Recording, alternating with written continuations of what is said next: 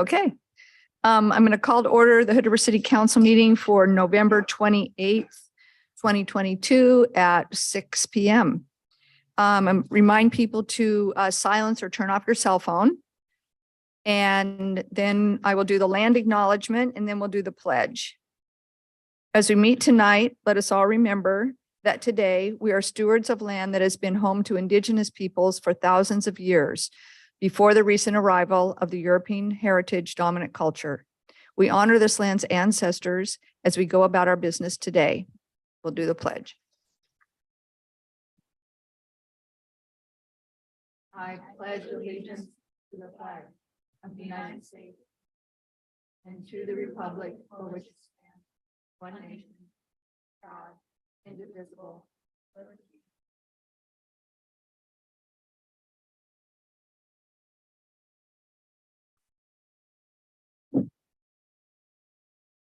Okay, we've got 3 people signed up for business from the audience. Let's see here. So the first person signed up is actually going to speak about annexation. And if you'd like to have that on the record, public record, then that would be during that public meeting. So I can call you during the public testimony portion of that. Is that good? Okay. All right. We'll bypass you for this portion then. So I have Mari Ruth Petzing first.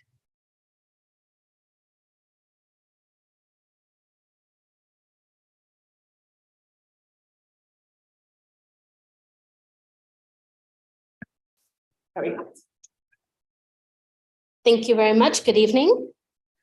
My name is Mari Ruth Petzing. I live at 1806 Avalon Drive here in Hood River. And I want to talk about the strategic plan to address houselessness that will be presented tonight. I want to start by appreciating the efforts of all of the many people who have collaborated to create the plan. But I am concerned that this plan continues to see houselessness as an individual problem, as opposed to the result of systemic choices and political choices that we as a community have made. I am glad to see that there are efforts to include houseless people in the decision-making process, but I'm disappointed that this is really the only way in which there is an attempt to create structural power shifts. I am deeply concerned that policies that made it into the strategic plan, are not those that seek to address the fundamental inequalities and inequities of wealth and power that lead to marginalization and exclusion from housing. But the city does have the ability to enact policies that go further than the plan presented tonight. Missing from the strategic plan are efforts to prevent housing loss, which could serve to empower tenants and reduce the supremacy of landlords. These are things such as tenants' rights education, rent assistance, eviction defense funding, requirement and provision of landlord-tenant mediation, relocation assistance provided to tenants who are displaced due to rent increases. Similarly, policies that limit tenant screenings or cap move-in expenses shift the balance of power. I understand that these suggestions are not always popular with landlords who seek to maintain authority over their properties. One of the most enduring and easiest to create forms of affordable housing are mobile home parks, and parks that are resident owned and managed give people agency over their housing and communities. Self-managed shelter communities can and have been successful in providing stabilization and safety through self-determination. Yet these are often unpopular with people who have money and influence, who do not like the look and connotation of these communities in their city and neighborhood. I rarely see them as options in strategic plans. I just want to encourage the council, when evaluating these plans, to seek solutions that give power to those people who are marginalized. Thank you very much.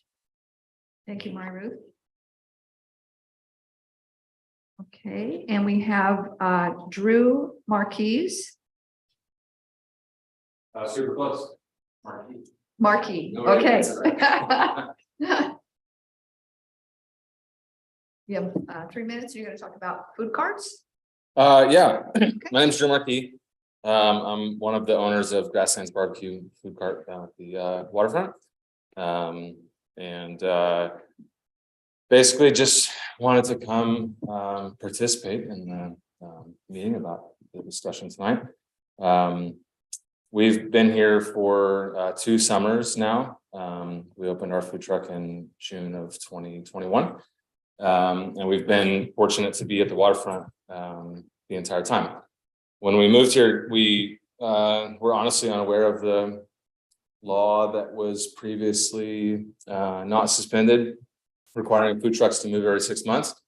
But we have been very fortunate and have had a great experience being in our same location for this entire time. And we feel like we have been able to grow our business in a way, in a very positive way, because of being able to be in the same spot. When a lot of our customers come from Portland or Seattle or out of town, they know where to find us. When everybody here in the community in Hood River or White Salmon or whatever comes to town, we can reliably tell them exactly where we're going to be. And we've been able to do a lot of stuff with the property owners that we think just we wouldn't really be able to do without being in a consistent location. And, you know, a big thing for us is we moved here wanting to be a part of this community and to grow the community and help in ways that our tiny little business can try. And we're very supportive of all the other businesses and anything that we can do to help the growth of this community. And we feel like by being able to be in the same location, by getting people that know where to find us, it helps all the businesses around us. And we've really seen that down at the waterfront.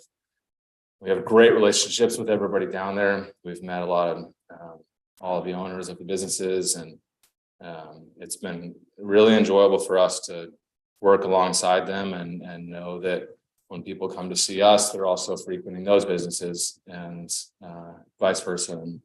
And it goes for downtown too. We just have really appreciated our time here, and just feel very strongly that you know, we like where we are. We like to grow that relationship and everything we're doing there, and hope that this current reality of not having to move every 6 months will continue.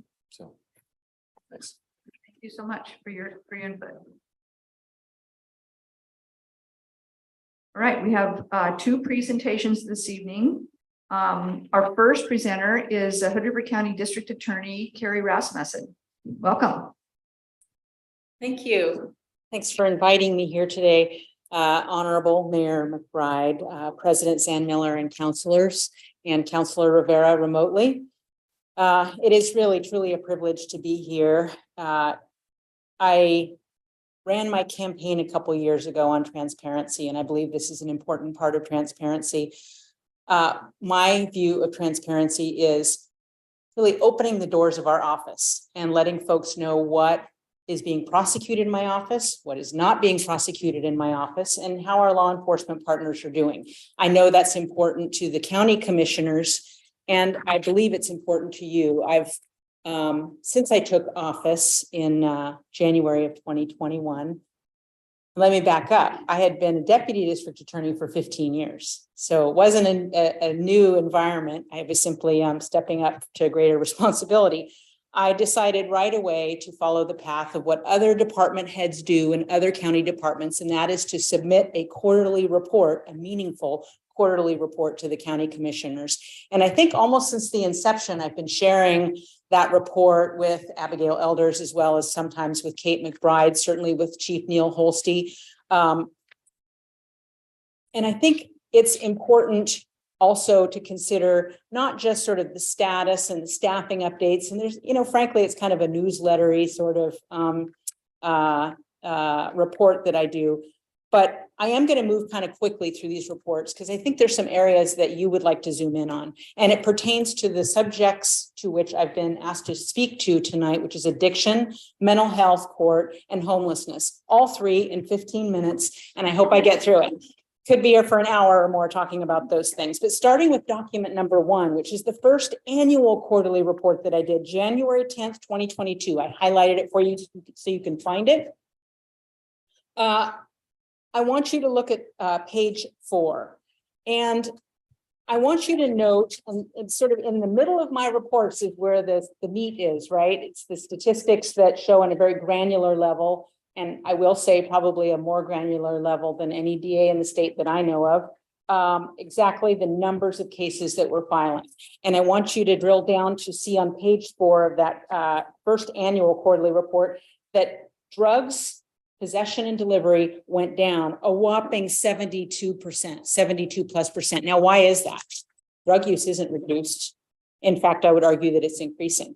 You may all remember Measure 110. Just a reminder that in November 2020, the voters, by about a 50-50, a little more, of course, than 50%, voters enacted what, I really hate using this word, but you know, it really is an apt description of what has occurred, the decriminalization of drug possession in our state. And so whereas before you could be charged with a misdemeanor or a C felony involving, say, a methamphetamine possession or another serious drug possession, now all of those cases have zoomed down to a violation level. So you don't get put on probation for that. You don't get arrested for that. You don't face jail time for that. Now, I think there's some well-meaning and good research behind not criminalizing people with addiction. On the other hand, I think there's been a mixed bag as far as results in Measure 110 and really what we've seen. So starting out after my first full year in office, I didn't give you all 8 quarterly reports that I've done, but this first one, you see those drug cases going down 72%. You also see Dewey cases. I don't have an explanation for this, but the Dewey cases went down. It could have been sort of the pandemic effect. But what went up? Look again on page 4, theft skyrocketed, domestic violence went way up. And so I do think that we start to see a correlation between some increased repercussions from more drug use. I really started seeing it this year. Fentanyl has hit us, folks. People have died in our community because of fentanyl. I charged out a fentanyl case today. People, whether it's because of Measure 110 or just the general attitude towards drug possession, they're getting more bold. Emily Delancey handled a theft case out of Walmart. It was a couple defendants. It was a big caper. I'm going to shoot to the end and just tell you that when the gal was being arrested, the cart full of merchandise that she had stolen was being taken in. She was found to have 19 fentanyl pills in her pocket. 19 fentanyl pills, enough to kill you, probably several of us in the room here. And when Officer Delancey took those pills, she said to him, I can't come down off this fentanyl. I'm going to need a couple of those pills back from you. The boldness, expecting a police officer to give you back illegal controlled substances. And that's kind of what we've come to with the fentanyl crisis. Moving on to the second document that I provided to you, and you might find some of the other statistics in here illuminating, and that's the most recent quarterly report. It's highlighted October 7th, 2022. One thing I'd like you to compare and contrast is that in the entirety of 2021, we prosecuted, meant filed, not including no files, not including juvenile cases, but we prosecuted 699 cases in this community. 57% of those were Hood River PD cases. So Hood River PD accounts for a lot of our caseload. By October 7th, actually, that's the date of the report, by September 30th, because it's the first 3 quarters of the year in that most recent quarterly report you have, we're already up to 675 cases. We're almost up to the first year of my office in the number of cases. And what do you see on, again, concentrate on the meat of my report, page 4, especially 5 and 6.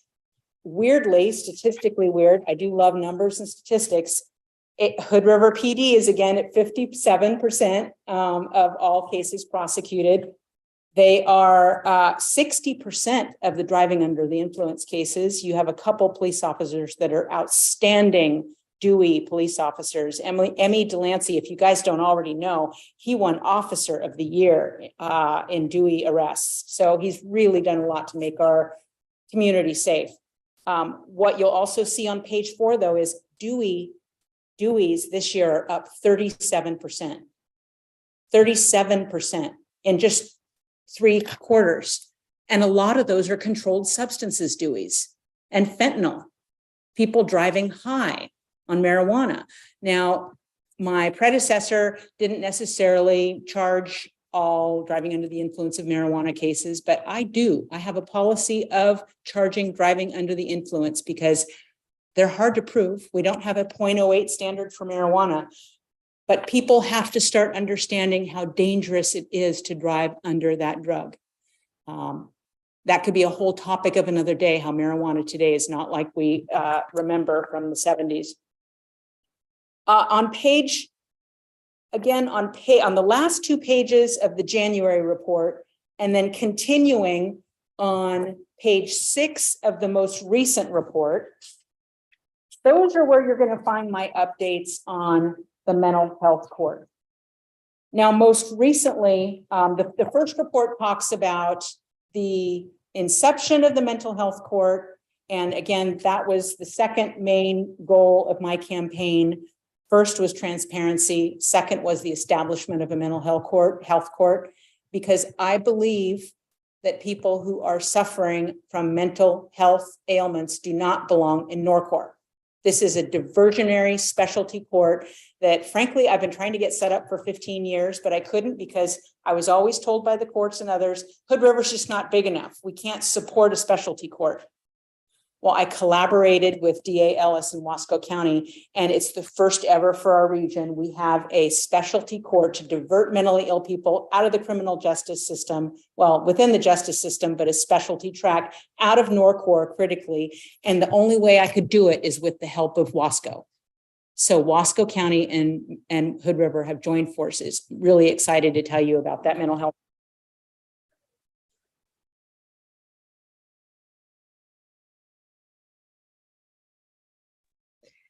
I lost the sound. I can't hear anymore.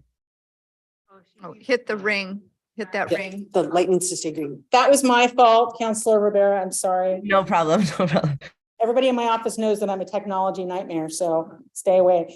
I'd like you to read at some point, because I cite some actually interesting articles too, I think, on the mental health crisis. It is not enough to say that we have a mental health problem. We do have a crisis here in Hood River County. And I outline at the bottom of page 6, top of page 7, 3 defendants who were eligible for our mental health court. They are, I hate to say it, frequent flyers. Everybody in the Hood River Police Department knows these fellows. They happen to be 3 gentlemen, profoundly mentally ill, all 3 of them addicted, all 3 of them houseless. Okay.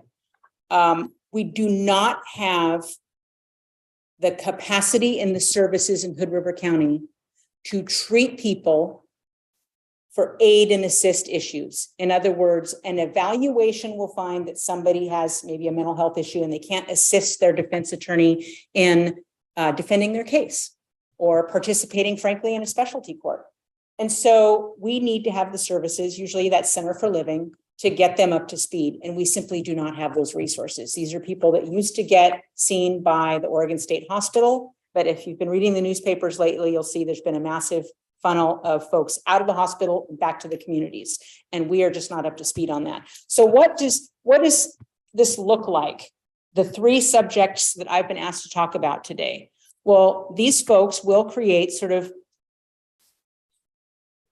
offenses that are maybe annoying at the low level, but downright scary to others. In the offenses that I outlined to you, one fellow walked into not one, but a couple houses here in Hood River, the city of Hood River, and scared the heck out of the homeowners. I mean, I think they realized pretty quickly they had, a mentally ill person on their hands, but that doesn't make it any less scary.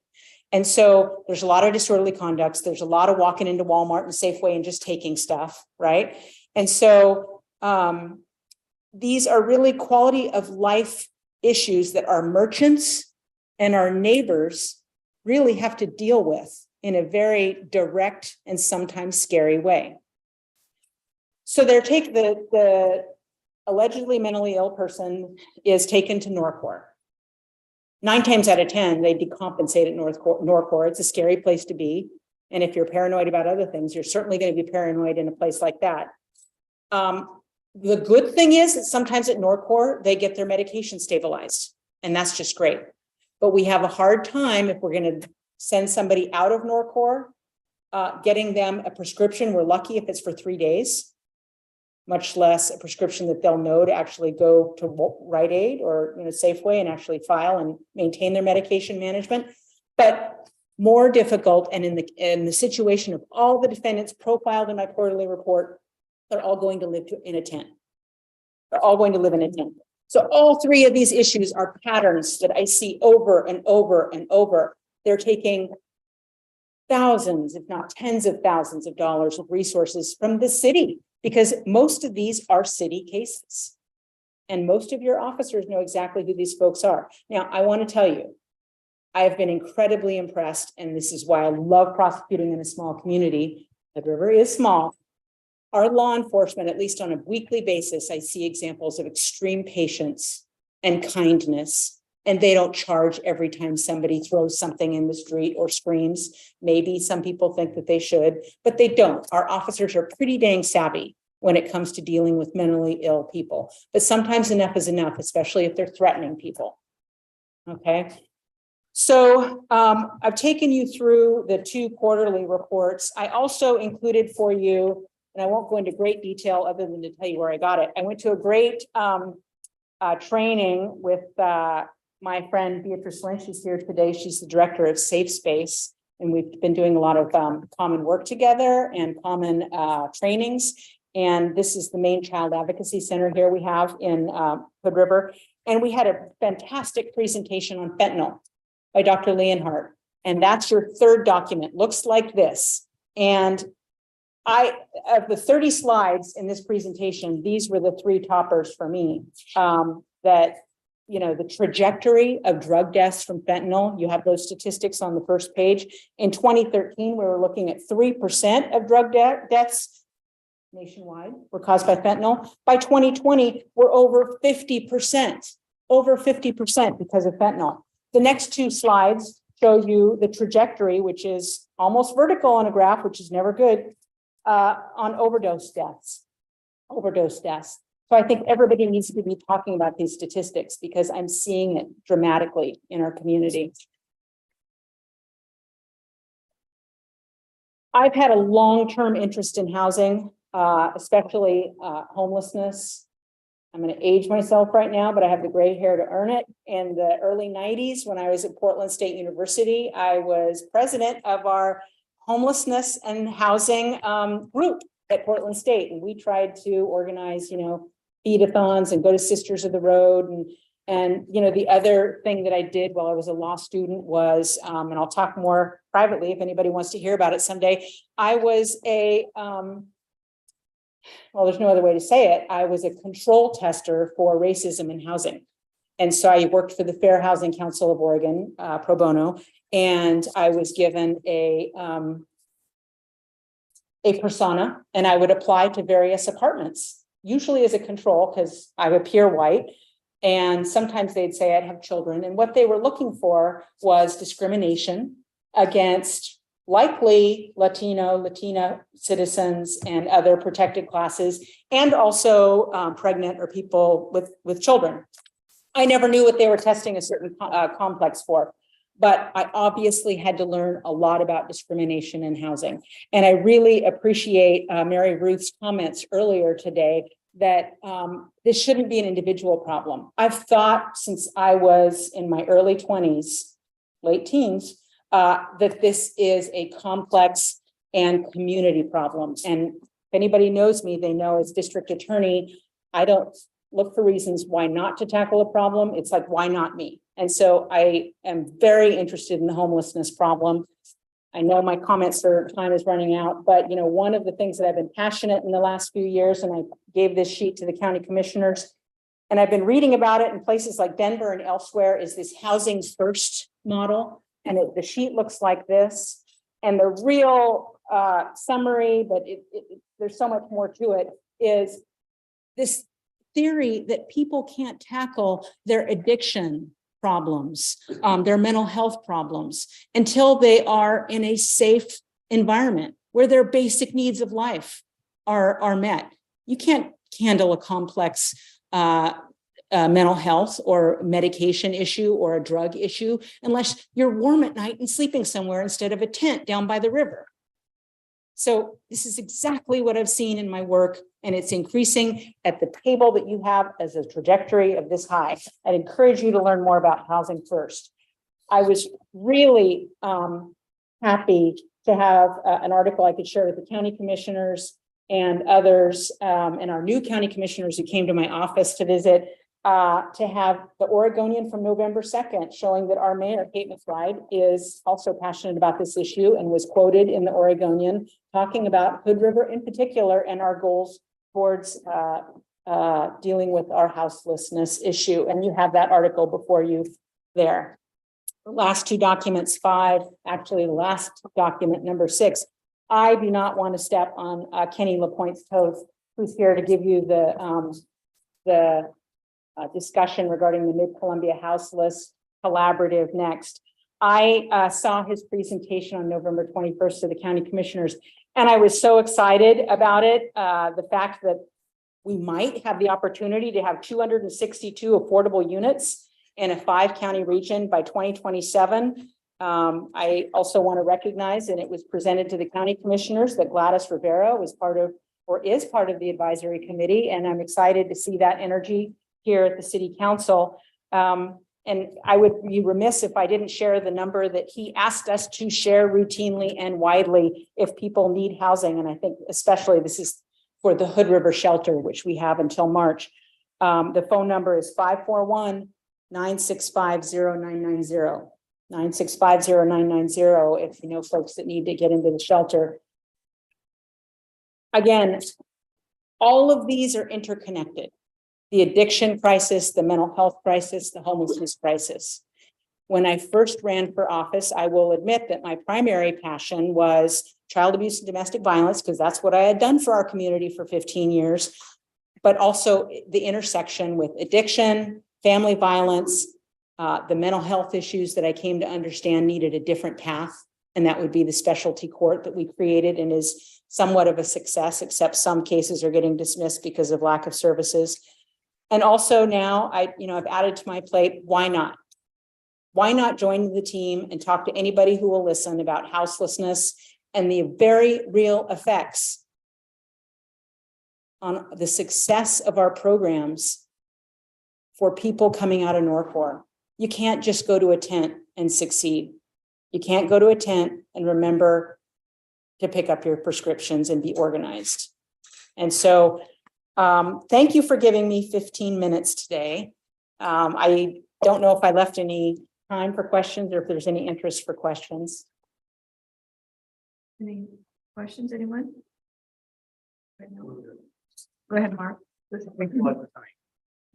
So we're getting ready to do our priorities discussion for at council. And the question is do you feel like you have a solid communication path with our staff to talk about priorities and ways that we can work together at policy level to make a difference? I mean, you can see what we're doing for housing and stuff, but but it's an open invitation, I guess, for me. Personally, I would like greater communication.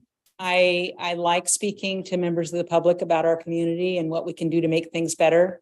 In 2009, I saw that we weren't addressing child abuse adequately. And now we have a center with a fabulous director, and we have state of the art really around the state. We're recognized state of the art assessment and interviews of children right here in our community. The legislature just gave us $2 million in recognition of that.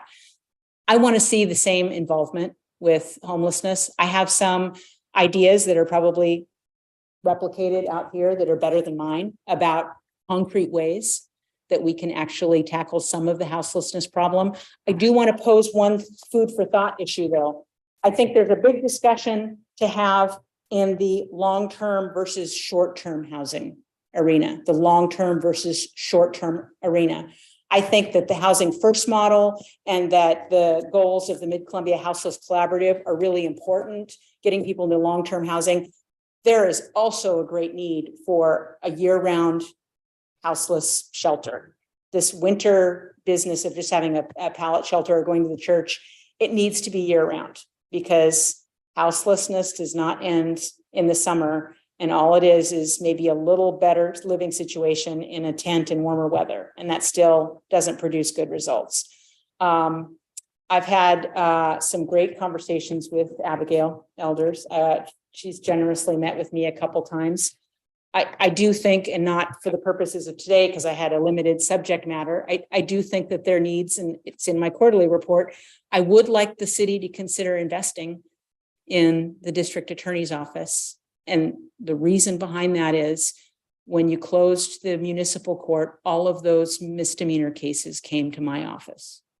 So the majority of my caseload is city caseload, which makes sense. Hood River's the biggest city, obviously, but our caseload skyrocketed and my predecessor did not bring that to your attention. My predecessor did not bring that to your attention, but that isn't what I came here today but you asked the question, President Zandmiller. So in the future, I'd like to talk to you more about that. But today I really wanted to cover the 3 areas I was asked about. Happy to come anytime, by the way. Any other questions? Megan? Thank you for coming. Mark especially is going to know, I love stats and I'm just wondering, you've got the statistics of with measure, and I'm going to butcher the number 101. Obviously 110. Sorry. Yeah. Yep. I can do that. But yeah, so like drugs went down obviously because they basically had to. And so are the increases in other things because we were now paying more attention, or do you actually think it was an increase in those activities? I think there's been an increase in access, especially to fentanyl. Oh, sorry. I think there's because drugs went down, all the other number, theft and all these other things went up in your statistics.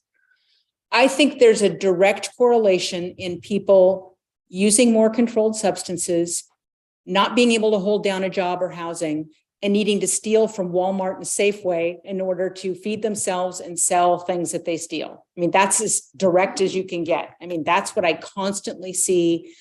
Joe Sanchez, gotta love him. He's like my cop at Walmart. He catches thieves every single day. It's bold. They walk in, fill a cart and walk right out. And half the time they have fentanyl or meth in their pocket. So yeah, I see a direct correlation, but I'm interested in numbers. I have hunches about things, but I want policymakers like you to actually have the granular numbers, the exact number of cases. And the other thing I want everybody to have, which I just started with this most recent report in October, is I just started keeping a statistical count of the refusal or rejected cases. It's one thing to say you're prosecuting a whole bunch of cases, but I think people really should know in a district attorney's office. There was an Oregonian article last weekend about the bigger counties and their reluctance to give out these numbers. You should know exactly how many cases that I'm not filing. That tells you something else about the work in our office. So I'm always willing to, keep more statistics. I was recently asked to start keeping animal statistics, so I added that into the table. I like to be responsive to the interests of policymakers. So if there's something you want me to look at. Oh, the other thing that I did with this year's statistics is I started going back in a review starting at the beginning of the year. And in my table that I keep, I started putting a big F in any case that tracks fentanyl. So in other words, if it's a misdemeanor theft, but I think fentanyl was driving the train there, I put an F next to that case. If it was driving under the influence and they were under the influence of fentanyl, there's an F. So I want to get an idea this year of how many cases, maybe fentanyl didn't cause this behavior, but it's certainly present in the mix. And I want you guys to know that. Did that answer your question? Sort of. I'm reluctant to say there's a direct correlation. I want you guys to see in the numbers what I see in the numbers. But am I going to say every addicted person beats up their family? No, I will never say that because frankly, I don't believe it. I think a lot of people that are completely sober beat up their family. So, you got to be careful about making those kinds of correlations. Tim? Yeah, thank you so much for your presentation. Having the lines of communication open between your office and the city is going to be really important to address the issues that you're bringing up here. Like you just mentioned, there's a lot of different things going on here that it's really kind of hard to infer causation from a particular. That's a better way of putting it. Yes. Yeah. Obviously the whole opioid crisis happened before Measure 110 was implemented. So there's all these different things in the pandemic. In the economic situation is all kind of like wrapped up in this, but that doesn't lessen the badness of fentanyl. Right. So I think the challenge is to think about, whether prosecuting fentanyl cases is the answer to that question. So I don't know the answer to that. Well, part of the answer is I can't prosecute many fentanyl cases because many of these cases involve a violation level of the drug, and I can't be involved in that. I don't handle violations. I only handle crimes. So somebody might have a violation level of drugs in their pocket and they're stealing from Walmart. Do I think it's their correlation? Absolutely. But there's no crime to be charged because of fentanyl. So in the resolution, however, in those cases, I do expect as a condition of bench probation or supervised probation, alcohol and drug assessment and treatment. Right. Yeah. Right. Yeah. So that's not prosecuting necessarily the drug crime. It's prosecuting a different crime with the ancillary violation case, which may be the underpinning of the criminal behavior. Right. Just as long as the other things are included in that. Yeah. The rehabilitation services. But I think, Yeah. interactions with you, the city, and the Mid-Columbia Action Council, those types of integration things are really kind of probably where we need to go with this. Partnership is huge. Partnership with the city. I've had great communication with Chief Holste and Don Shaley and all the officers, Sheriff English as well, and his deputies. But I have a broad view of partnership. I like public-private cooperation, like my office in Safe Space, my office in Wasco County. So I'm all for creative solutions. I'm just happy to be at the table. Thank you. Thank you. you so much. Thank you. Gladys, any questions? Yeah, I just wanted to thank you for being here tonight. I unfortunately am not there in person, so I didn't receive your packet that you handed out. So I would love to follow up with you on some of the information that you shared. And I think I just want to highlight something that you mentioned, that we simply don't have the appropriate level of services that we need here in the Gorge to support people, community members who, may be in need of that assistance. And so I think as Tim mentioned, collaboration is so important, but collaboration with other entities such as, our hospitals, our local clinics, because it is really going to take the efforts of many to resolve some of these issues, and having the appropriate level of support for all social determinants of health. Thanks for being here. Thank you. And Ms. Rivera, I think an extra packet. Yes, I'm seeing a nod. There is a packet waiting for you. All right. Okay. Thank My you. door's open anytime if you want to call or stop by. Yeah, thank you so much for your presentation. Very informative. Thank you. All right, we have another presentation this evening, which is going to follow on, which is perfect timing for both of these. Mid-Columbia Houseless Collaborative Strategic Plan. Kenny Lapointe. Welcome, Kenny. Loaded on here.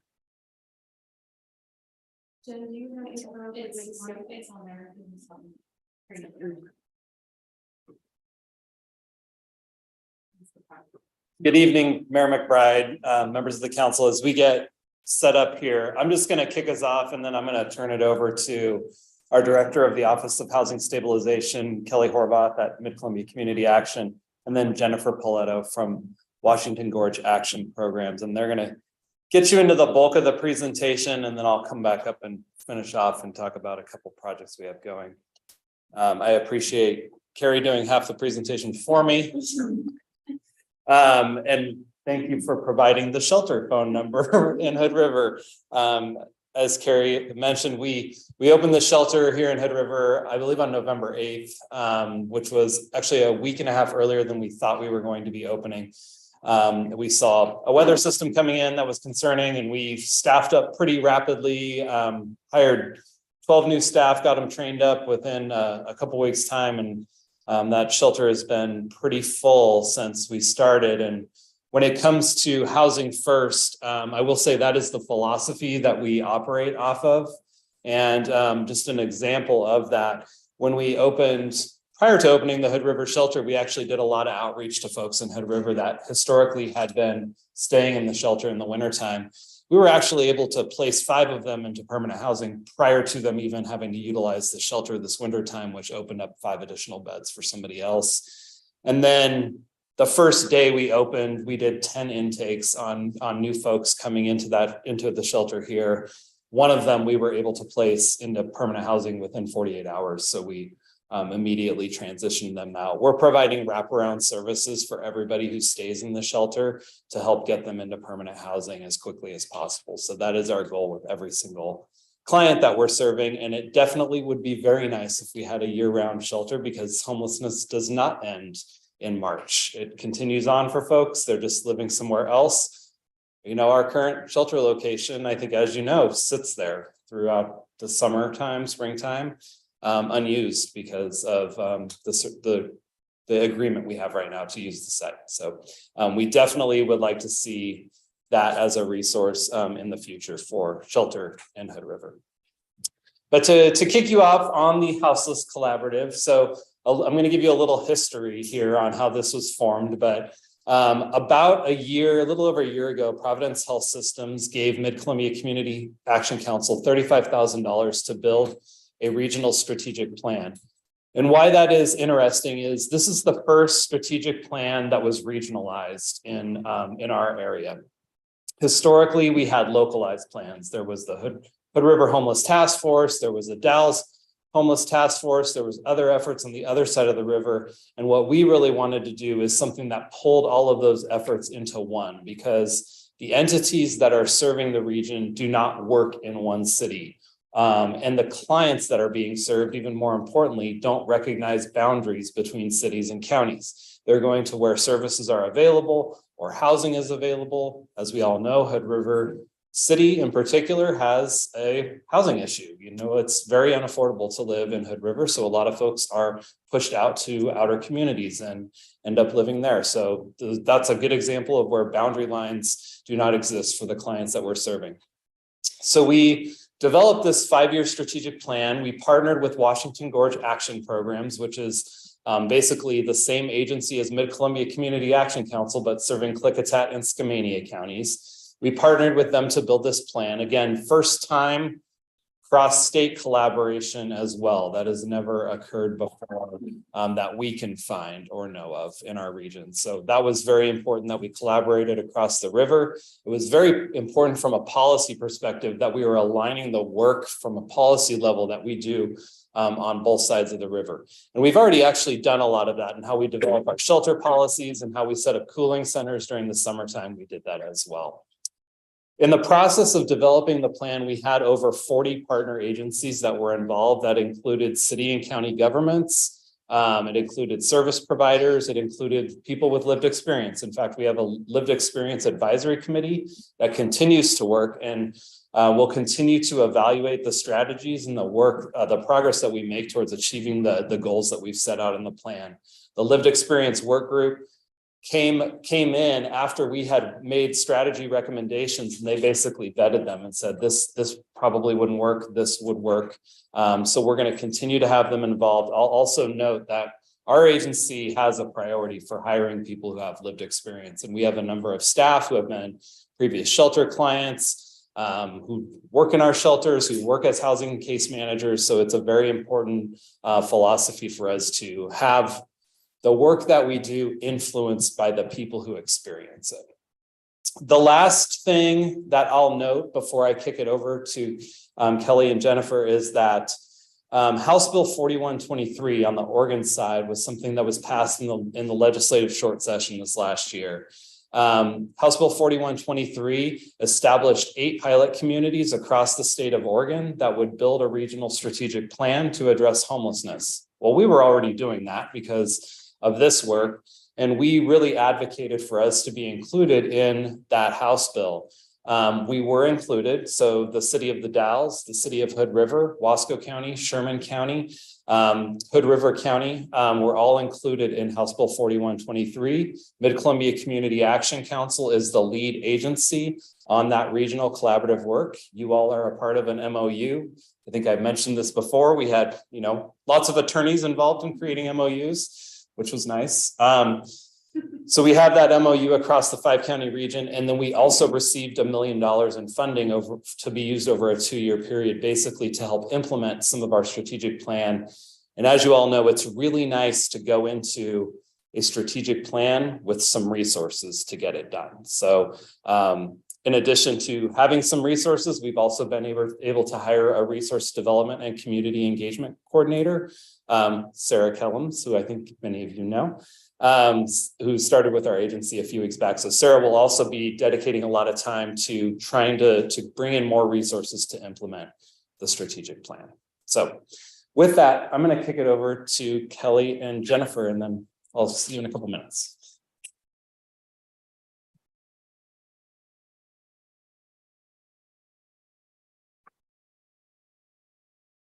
All right. Thank you all for the opportunity to talk with you today, and thank you to Penny for kicking us off. I'm Kelly, and I'm the director of the Office of Housing Stabilization. I'm based at Mid-Columbia Community Action Council, but kind of playing the lead role of helping us implement this strategic plan moving forward. And my name is Jennifer Paletto. I am the Associate Director with Washington Gorge Action Programs, and I'm stepping in today for Leslie Naramore, who is the Director. So if I say anything that isn't fully formed as a sentence, you know why. So we'll just go ahead and maybe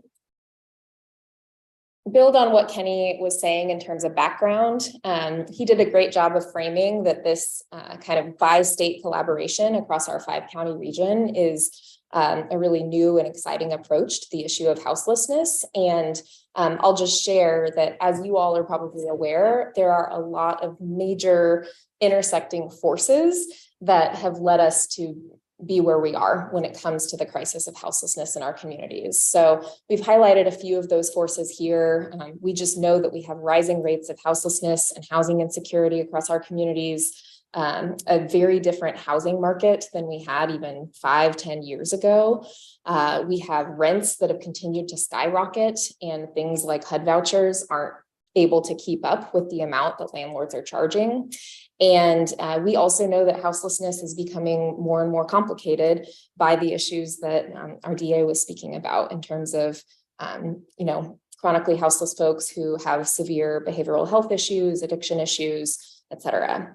Importantly, we also know that the issue of houselessness has been impacted consistently with a lens of equity, right, and disproportionate impacts on communities of color and other traditionally underserved communities. And that layers onto generations of institutional and other inequities. So that is why we're here today. And we wanted to highlight a few of the partners that we brought together to create the Houseless Collaborative and to actually write the strategic plan that we're sharing with you all today. So we actually brought together about 40 organizations, partner governments, individuals with lived experience, community leaders, and others to create the strategic plan.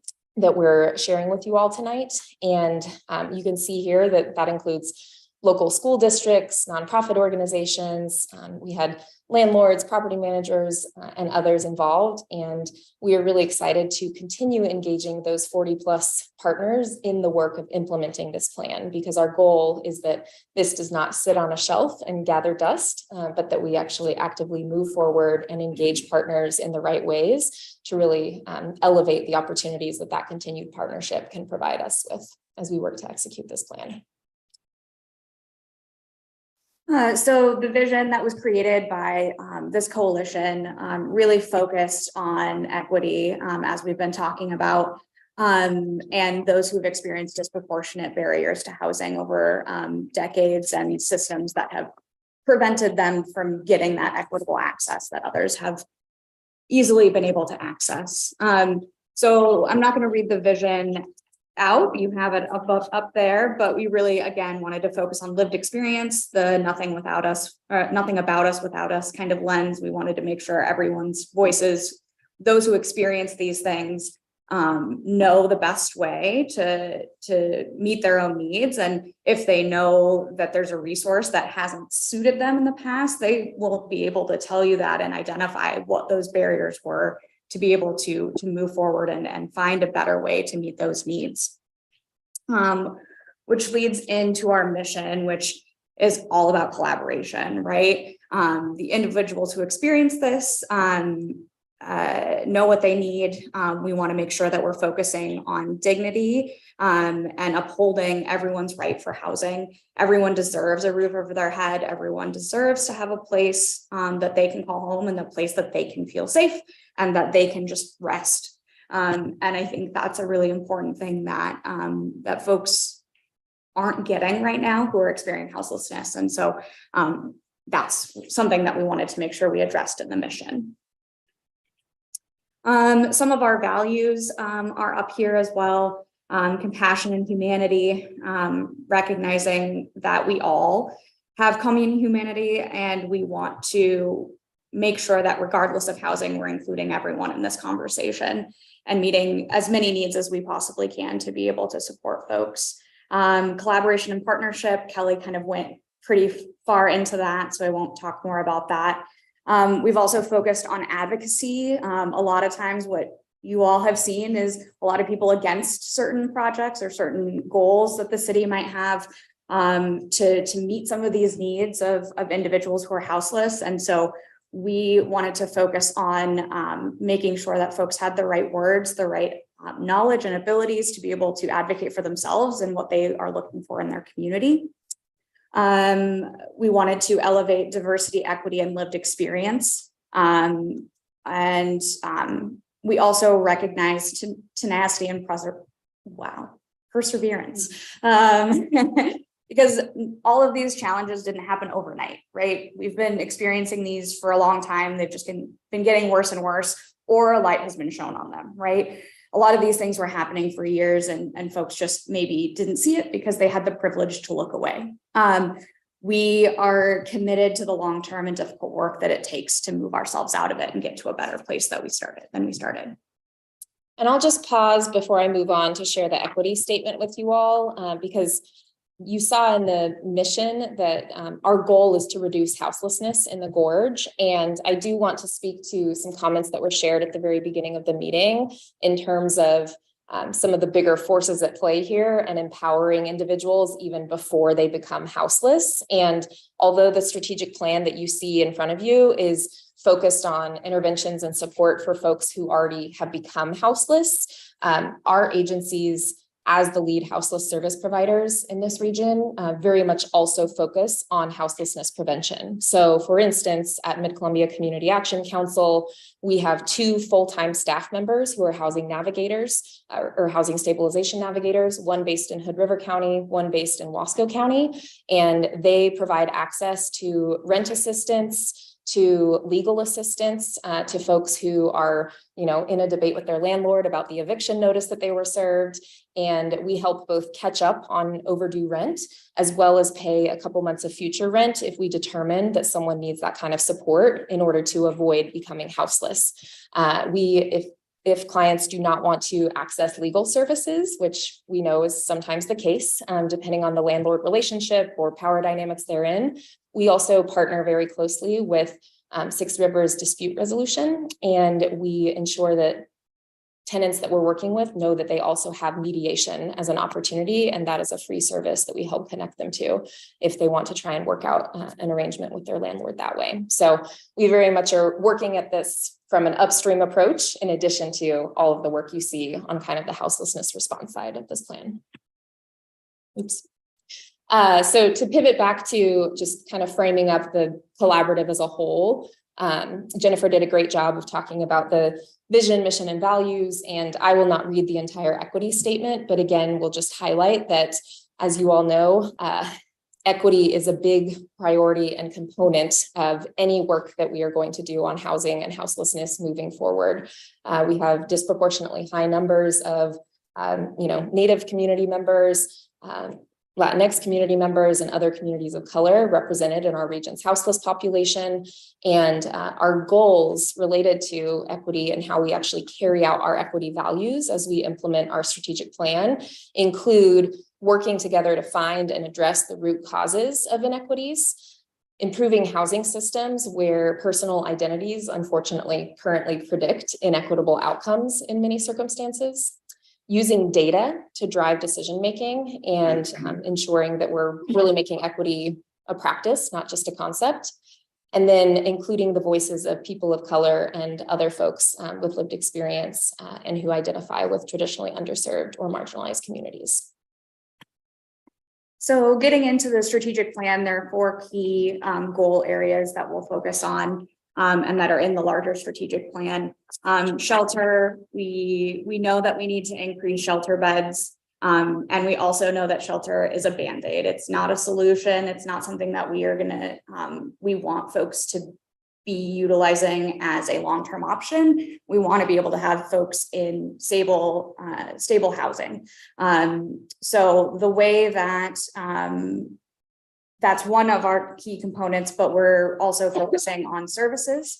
We wanted to focus on kind of one-stop shop services. We want to be able to provide the same thing across the river. So if someone walks in and talks to Kelly and someone walks in and talks to me on the other side of the river, they're going to get the same information, the same resources, and be able to meet their needs in a way that is shared on both sides of the river.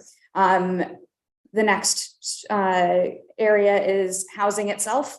We want to work towards a place where everyone has the option for a home, and increase the housing stock that we'll talk a little bit about. And then the 4th component being advocacy. It takes all of us. It's why we're here with you right now. We wanted to make sure that we're communicating exactly what we're doing in the community. A lot of the things have already started, and a lot of the other things are in the planning process that we want to move forward. So again, this is a living document. We're already utilizing some of these goals, and we'll continue to do that. Okay, first one is shelter. So Kenny talked a little bit about this, but we've already started by building better systems to coordinate our shelters placements and communicate when warming shelters are available or cooling shelters in the summer, so that again everyone is getting that same information, whether they're reading it in the newspaper or on social media or going to our website or giving us a call. They know the same information, and make sure that our region has enough funding to provide shelter, treat staff well, and shelter guests are able to find housing quickly. We know that we need more funding in the community. We also need more staff to be able to provide that work.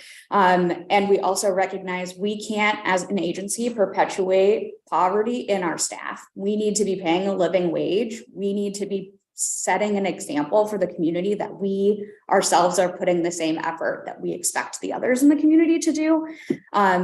So that I'm not worried about my staff coming in and being like, I'm losing my housing because, X, Y, and Z. Like, that's not what they should be worried about, because they're already worrying about that for the 30 clients that they're working with. And then to do a little bit of a deeper dive on the second goal area of our strategic plan, we'll talk a little bit here about services. So our strategic priorities in the services realm are focused on the broader puzzle, right, of services and supports that houseless folks need to get back into housing and then stabilize there and stay there long term. So one of our priorities within this strategic plan is to really ensure that we're improving access to a wide range of community resources, and that we're doing that by engaging actively with houseless folks to better understand what would be helpful to them, and to, understand what barriers they've faced and what attempts in the past have not worked when it comes to connecting them with those resources.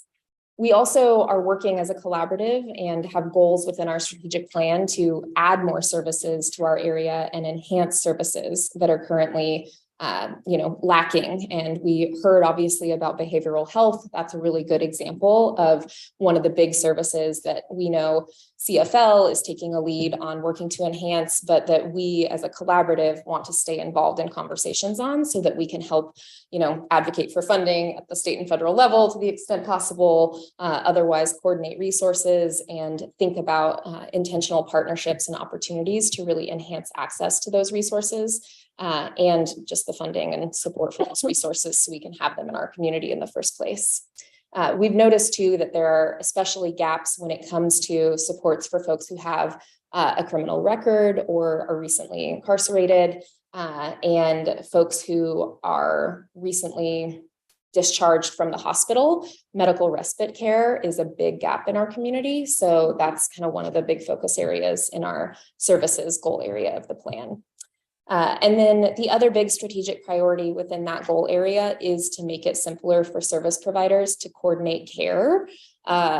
There is so much room for us to improve when it comes to ensuring that service providers' systems talk to each other better, and that we don't all kind of do a wild goose chase to try and get the same person just set on a plan that's going to connect them to these 5 resources that'll help them stabilize longer term. So we're excited to be focusing on that component as well in our strategic plan.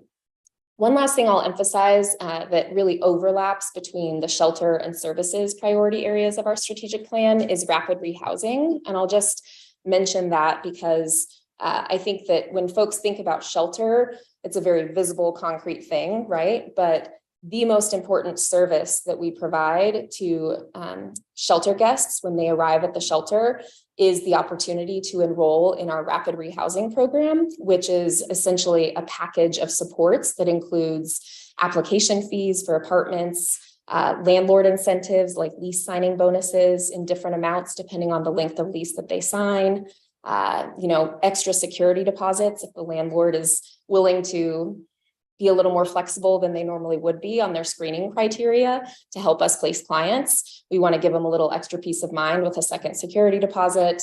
And then we will pay up to 6 months of rent for our clients, at least on the Oregon side. I'm not sure what kind of rapid rehousing you all have in place right now, but similar approach. So that's a really good example of a service that's very much tied to our shelters, but that also we want to enhance and sustain over the long term in terms of helping houseless folks who come to us.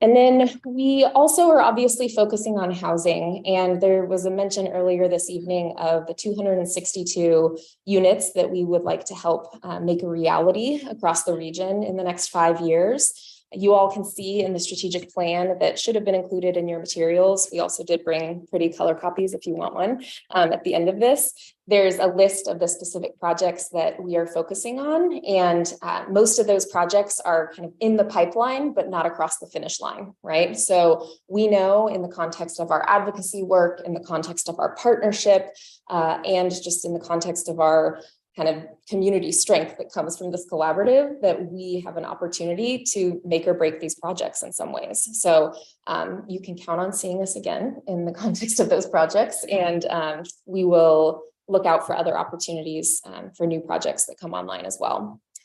Related to that, preserving the region's existing supply of affordable housing is a big priority within our housing goal area of this plan. So whether that is helping ensure that expiring, tax credits or other subsidies that help keep affordable housing affordable get extended, or looking at opportunities to preserve mobile home parks and ensure that they stay affordable for the people who are living there, even if the land that they're on is being transferred in terms of ownership. We want to look out for those opportunities, and we'll actually be laying out a specific plan for key preservation opportunities we want to pursue over the next 5 years as a collaborative.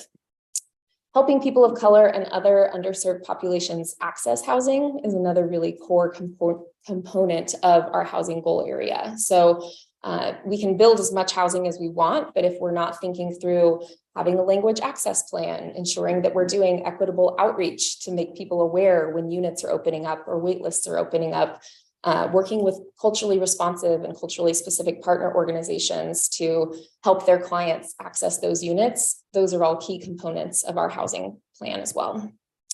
And then I mentioned advocacy, she mentioned advocacy, but really working to help leaders and the public understand the need for more affordable and accessible housing in our community is a very big priority for us in this strategic plan. And yes, it is. That's why it's goal number 4. Advocacy a little bit more is just, something that we've already done is created affordable housing roundtables last year that happened virtually, that hopefully provided more resources and information to community members who wanted to be involved in some way to understand the kind of really complex things that go on when housing opportunities come up, but the ways that they can use their voice and their skills that they already have to be able to make sure that things move forward that they want to see.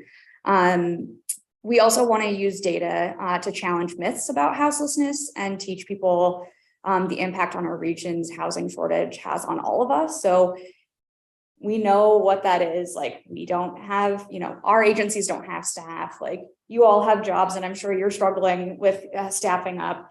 We don't have enough service providers to provide some of those wraparound services that are part of our strategic plan, right?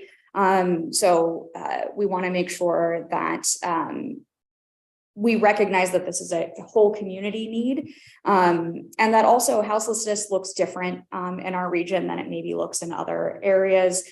You aren't necessarily going to visually see what it looks like to be houseless in our community. It could be doubling up or living in a space where maybe someone has a HUD voucher and has multiple other family members living with them. And that's a huge risk for the individuals who have that HUD voucher. They could lose it based on that. So those kinds of things are already happening in our community. They've been happening for a long time. And we want to make sure that we're also providing outreach and resources to those individuals that may not have the same, when we provide outreach in our typical areas, we may not reach those individuals.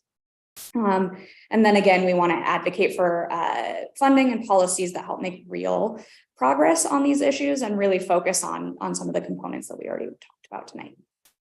And I'll just use this moment to give a big shout out to Mayor McBride as a great example of a local leader who's involved in advocacy on this issue. We've really appreciated your work with the Oregon Mayors Association to come up with, legislative proposals that'll help get more resources to the local level to help us address houselessness. So we're excited to continue partnering on the local level with local elected officials to do that advocacy, whether at the state level, federal level, or otherwise. I'll just put a plug in here. So a few of us won't be here after January 1st. So this is a plug for the others that will be. We will need continued advocacy for the ask for the legislature when January comes around, or February comes around next year, to get that pushed through the money bucket at the state level. So let's hope. I think there's been some nodding of heads, at least at the level of a governor, that's been, it's top on her mind for sure. I know the new incoming governor, don't know how much, but there's a yes nod to her head for looking at this already. So, but we're going to need more people talking. So advocate. Carry the torch. Yes. So when it comes to the actual implementation of this plan, we just highlighted a few action steps here that we are taking and will continue to take to ensure that this thing doesn't just sit on a shelf and collect dust, right? So we're standing up work groups to tackle various issue areas that we've just talked through. We're working to fully staff the Mid-Columbia Office of Housing Stabilization, and that includes our houselessness data staff member. It includes Sarah Kellums, who's here tonight, who many of you know from her time with Hood River Shelter Services, who's our development and engagement coordinator. And we're in the process of working on job descriptions and looking at other options to kind of expand out that team and help us with some of the administrative and systems coordination pieces of the plan, and otherwise just scaling up the capacity that we have to carry out this work. So we're working to staff up that office. We're going to continue, obviously, coordinating with relevant partner organizations and local governments. And then our plan is to ensure that we're providing quarterly updates to both members of the Houseless Collaborative, as well as members of our lived experience work group and our House Bill 4123 advisory board members, so that on a very regular basis, folks are getting updates on what progress we're making towards each of the individual kind of actions and tactics outlined in our strategic plan, so that we hold ourselves accountable to getting good stuff done. And then on an annual basis, we will be conducting listening sessions to ensure that we can get, more broad community input on the headway that we're making on the plan, and think about if there are any adjustments, additions, et cetera, that need to be made to that plan. And we really want to make sure that we're focusing on whether or not our equity lens is coming through and if we're making progress in that sense. So we're excited to be moving forward and have already made some good progress on multiple components of that plan. With that, I think we'll go ahead and hand it off to Kenny to kind of close and talk about a few specific projects and next steps. Thank you. That was a lot of planning, right?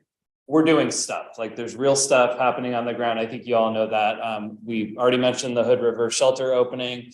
From 2020 to 2021, we increased the number of shelter bed nights in the region from 5,000 to 21,000 over just a 1-year period. So we're continuing to do that.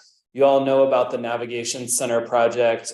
We were hoping to break ground this month, but the ground isn't breakable anymore. So we're going to be holding off on that event until February, but it's continuing to move forward. And we do have an image of the project that I just wanted to share with you. So this is where we're going with it. This is what the building will look. I ordered the building.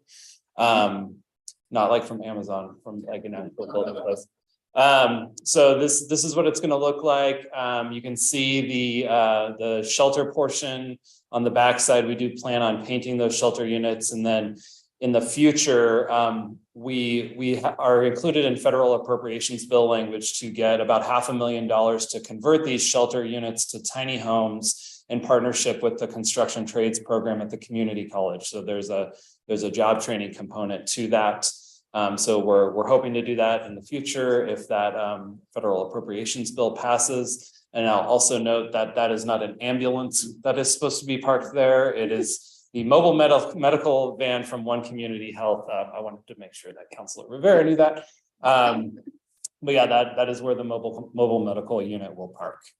And then the last thing from a success standpoint, many of you know that we were selected to participate in Project Turnkey 2.0, which is a program that came about through the legislature designed to get housing units rapidly on the ground through the acquisition of hotels or motels. We were selected in August of this year. I'm happy to say that I'm not going to share the hotel itself, but we are in contract on a hotel in Wasco County that would bring 54 rooms and nearly 100 new beds online in the region through Project Turnkey. I will note that we were looking in Hood River, but the cost of real estate was so high that the number of units that we could get was just not feasible for us to do this project. So Wasco County was the primary location that the funder wanted us to look in. So we are in contract on that site. If all goes well through our inspection and due diligence period, we will have ownership of that hotel in January, and we will do a little bit of rehab to it and hopefully have it online by March of 2023. So, and that's it, I believe, for our presentation. And I think we're all happy to answer questions. Thank you so much. Wow. That's a lot that's happening. You guys have any specific questions? Got a lot of information. Yeah, go ahead, Jessica. Well, thank you so much for all of your work and for being here.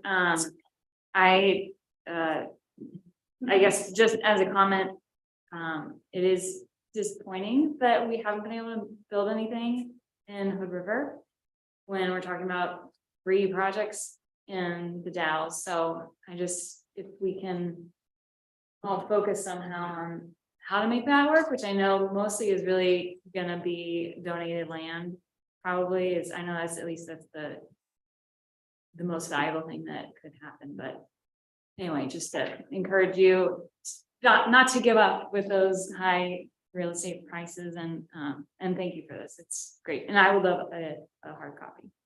And I will say that we have not given up, of course. And we've been working with Mayor McBride on the Oregon Mayors Association with requests, which includes some capital requests, which would potentially allow us to acquire land or a building to be, we're thinking of it as a satellite navigation center that would be here in Hood River. So the request is in, so we will be calling come legislative session for you to join us in advocating in Salem. Eric? So I had a couple of questions or comments. First, one of the pieces that you mentioned of this puzzle, or maybe a smaller piece, but still a piece, is the idea of helping people that are in a home that maybe are about to lose their tenancy because they have a landlord who might be serving an eviction notice. And Oregon Legal Aid has its really robust program. Ron Rubino and Jill Mallory, if you know those people, there's a whole bank of lawyers that help on a volunteer basis. You're nodding, so you know about this program? We coordinate with Oregon Legal Aid and the Oregon Eviction Defense Project and Oregon Law Center. Okay. So, yeah. So. And then we help fill in the gaps with our legal assistance. I see, because this region is underserved by Oregon Legal Aid, they'll admit that. Yep. And I've had a relationship with Oregon Legal Aid for almost 25 years, but there is this group of Portland lawyers who will volunteer to review a landlord's notice. It's usually 9 times out of 10, frankly, unless they have a lawyer, the landlord's gonna get it wrong, and it's actually defendable eviction. But anyway, there's people who are willing to help. It sounds like you know about that. Yeah. Well, I'd be happy to follow up with you and make sure we're connected with the right individuals that you're referring to as well. So Ron Rubino and Jill Mallory are the real leaders of that Okay. in Oregon Legal Aid. And separate comment. And you know, I've been on this panel for 4 years, I'm sort of winding down, and I'm in a reflective mood. But I heard Kenny's presentations of the Rotary Club and similar, but he got to go a little bit more in depth. And there was just this really wonderful moment, if I could, and I don't mean to embarrass you, but there was this really wonderful moment in that presentation I'd just like to share, because you didn't get to say it here. Because Kenny he said, well, some people ask me, can we end homelessness? And I always tell them yes. And I thought, okay, Kenny, you're off in La La Land. You can't end homelessness. But he had this great comment that bordered on the beautiful, which he said, but we can end it for this person. We can end it for that person. It was just this really wonderful comment you made, and it really reverberated in the room. And I guess I just wanted to bring that up because it was so powerful. And it's really a testament to what you were doing, which is ending. Maybe you're not going to be able to end homelessness, but you really can end it for these particular people who are facing it in this particular moment. So thank you, Kenny, for that comment. Thank you. We believe in people and we have hope in people. And I think that's what makes us different than other providers. You know, I like to toot our own horn, but my team, and I know Leslie and Jennifer's team, we believe in people and that we can do better and create long-term housing stability for them. And a lot of folks haven't had anybody believe in them. And I know what it's like to be in that place. And I don't want to be the person who's imparting hopelessness. I think it's also important to recognize that that's the thing that we're doing day to day. We're really trying to do that one person at a time and focus one person at a time. And our goal is also to make sure that we're focusing on a system that continues to perpetuate that only certain individuals have access that's equitable. And that's also a problem that we're working on. And so I've always been told in a work situation that I'm kind of like hooey and I think everything can be solved. But I think that's also a key component that's just as important as some of the things that we're doing for individuals that we support every day. I'll also just flag that we'll have a report for you all soon that Sarah Kellums is working hard on that will highlight a combination of both of those things. Personal stories of houseless clients that have been impacted by this issue, and then also data about the needs when it comes to housing and houselessness in our region. So we're hoping that that's a powerful tool that is helpful to local elected officials like you all as you advocate with state legislators and others as well. Right. I mean, those stories will be very powerful when we're advocating for additional funding to make this work even better. Yeah. Any other, Megan?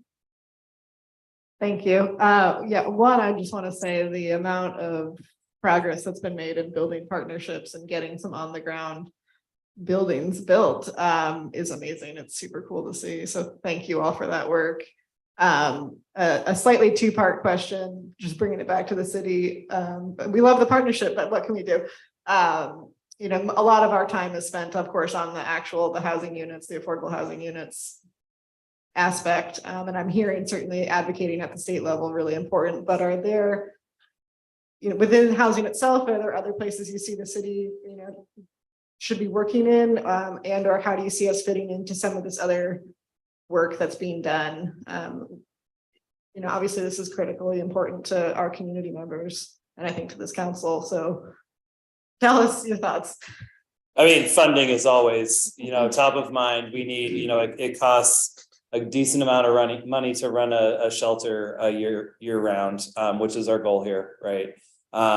There's the other things that we need, which is we need land and we need places to put our staff.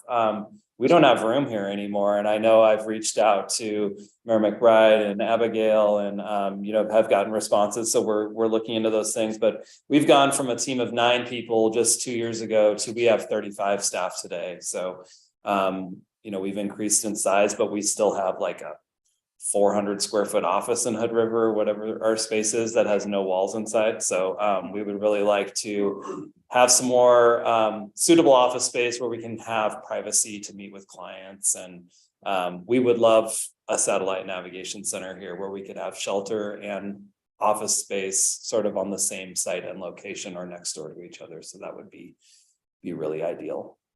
I would also say that one piece of the advocacy section of this strategic plan that we didn't really highlight in our PowerPoint really is community engagement. And that's another component of the work that Sarah is going to be heading up. But there are so many opportunities, especially for community leaders like yourselves, to help us get the word out about our rapid rehousing program. If you know property owners who, you know, have a room to rent or a unit to rent, maybe they want to partner with us and, you know, lower their screening criteria barriers a little bit and work to help someone who's been houseless get back into housing and partner with us to do that, knowing that we'll be providing casework on a monthly basis and financial assistance. You know, maybe you know folks who have a unit that they're renting and they're renting it for just $100 more than a HUD voucher would allow. Like, there are always opportunities to do that kind of education and collaboration and coordination. And we would love the support of community leaders and elected officials to help have those conversations, help us coordinate opportunities to have those conversations. And we're always down to collaborate. So Tell us where to be. We'll show up.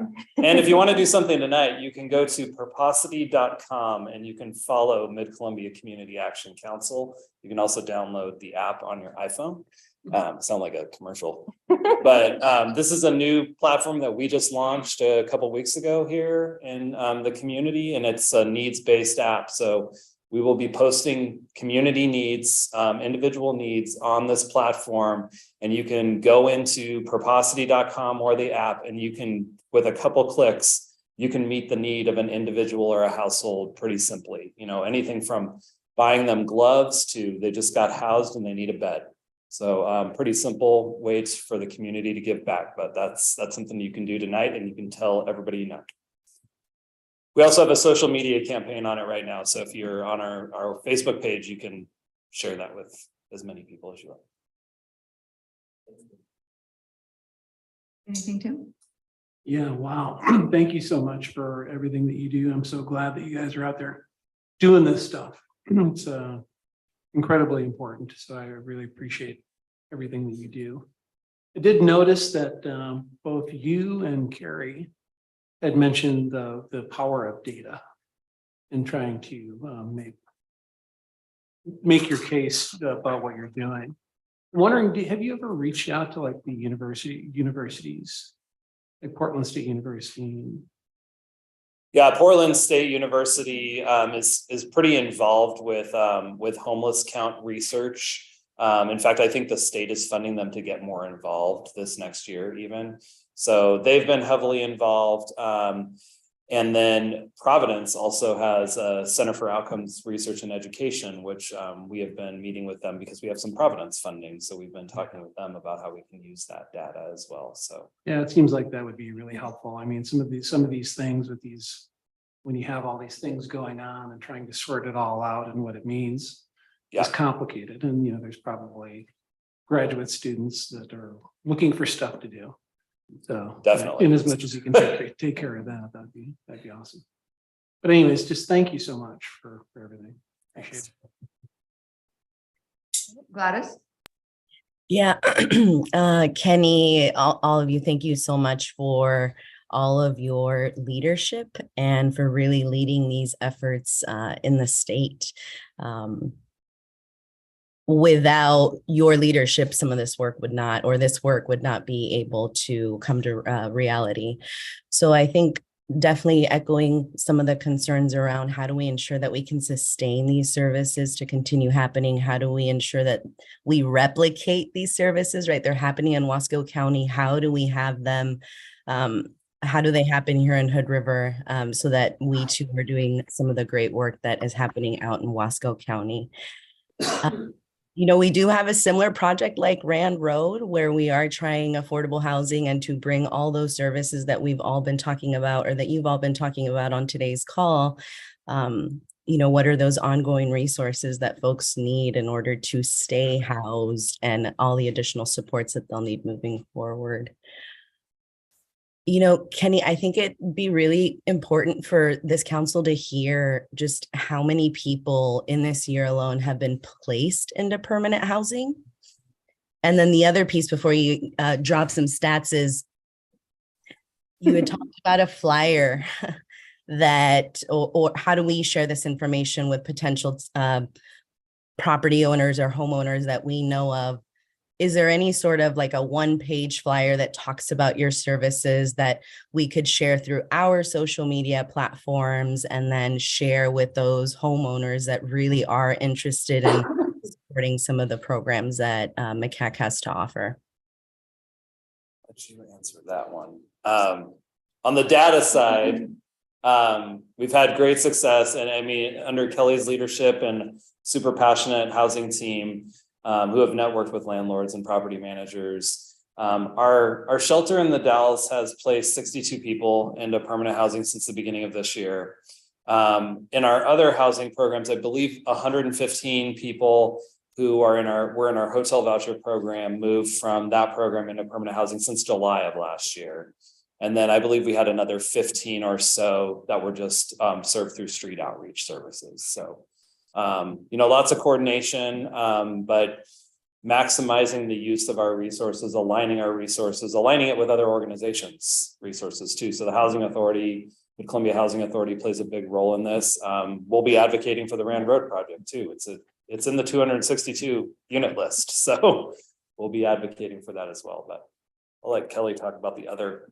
Yeah, the question on the flyer is a good one. And we actually have a goal in our strategic plan of putting on 2 kind of events for prospective partner landlords that want to work with us to help house folks and support them to get back on their feet.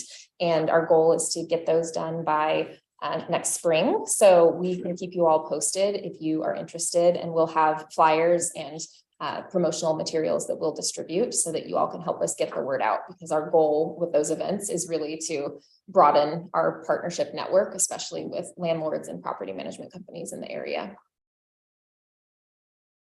Thank you for that. I also just really appreciate your, one person at a time. it can be a daunting number to think of how many hundreds, if not thousands of individuals do need additional housing supports, but just taking a little bit at a time, I think is a great approach. And again, I really appreciate you all for being here and for the tremendous work that you're all doing. So very proud of the Gorge. Look at all the amazing work that we can do together. Thanks. All right, thank you so much for coming and giving presentation. And you guys have an amazing team. And a new addition, Sarah. We've worked together before and she's a great addition. That's, you know, you guys have so many great people bringing this stuff together. It's really, really amazing. Thank you for coming. Thanks for having us. Yeah, thank you. All right, it is, it's not 8:30, it's 7:30. You guys want 5 minutes? You want to go? Okay, all right. We'll keep going. We'll keep going. Okay. Our next item is a public hearing, which is for annexation of 22 Belmont, ordinance 2071. So I have a script that I need to read because this is a public hearing.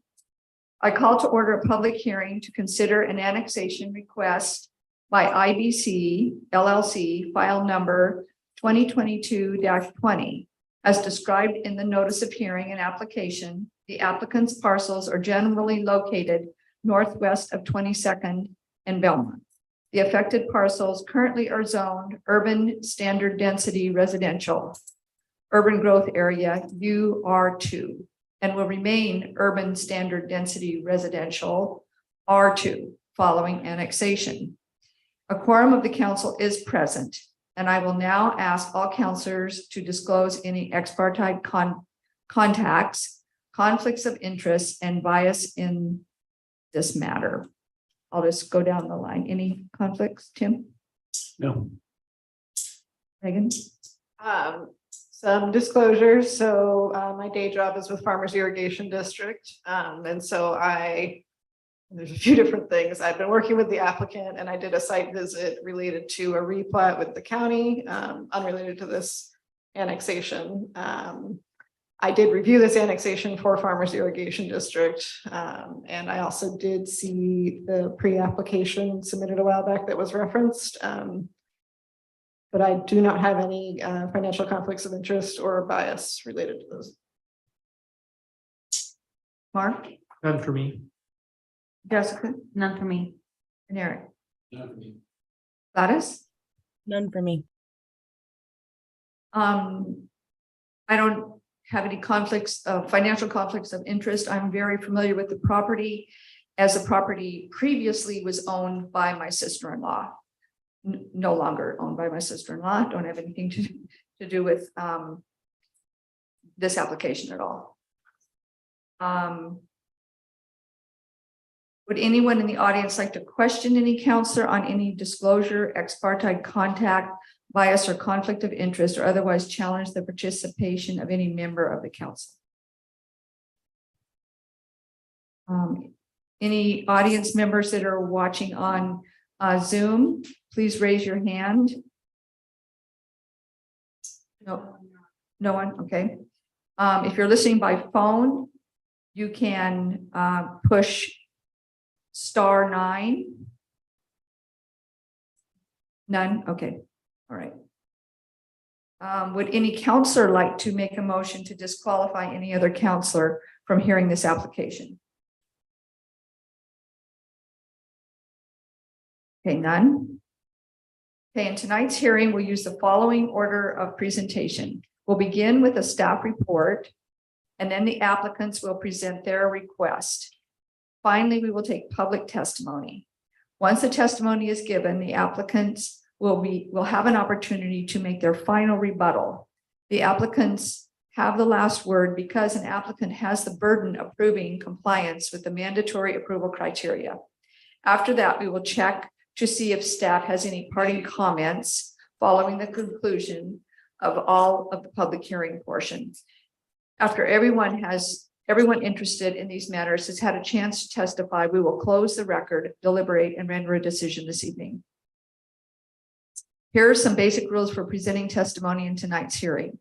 Only present testimony in the order I just recited and do so only at the podium in front of the table unless you are watching or listening by Zoom. Begin with your name and mailing address. Please limit your testimony to the substantive issues and the principal approval standards in ORS 222 and Hood River Municipal Code 17.15. Failure to raise an issue accompanied by statements or evidence with sufficient specificity to allow us or the parties to respond to the issue will preclude an appeal to the city council or LUBA based on that issue. Failure by the applicant to raise constitutional or other issues related to proposed conditions of approval with sufficient specificity to allow us to respond to the issue will preclude an action for damages in circuit court. Finally, we may set time limits on the presentation of testimony tonight, although there is no limitation on written argument that may be submitted. Does anyone have any questions about the procedure for this evening? Nothing on Zoom, Jennifer? Okay, Actually, I'm sorry, I do. for presentation? Okay. Yes, You want to come up here and just ask your question on I'm procedure? Okay. I'm Jennifer Hinman. Is there still time to submit written documentation as of today? I thought, and I'm sorry if I misunderstood, I thought the deadline was the 14th. It was previous, and Okay. that would only be if we continued and we Okay. kept the record open. Okay, because I could, what I was thinking was I would just submit my written testimony, then we wouldn't have to listen to me say it all. But I understand that's not Okay, part of the process. Dustin, do you want to talk on that procedure? Yeah, I believe they have been providing your comments Mhm. submitted on. The 14th, Yeah, okay. Yeah. That has all been submitted to council. right? So they have that available if there's additional. We could take it out as written, if you have additional materials to submit. Okay, okay. Well, thank you. Okay, so we do have a testimony from her already that was in our packet. Okay, all That's right. correct. So we do have your written testimony already Yes. that you submitted. All right, yes. Okay. So we'll go ahead and hear the staff report next.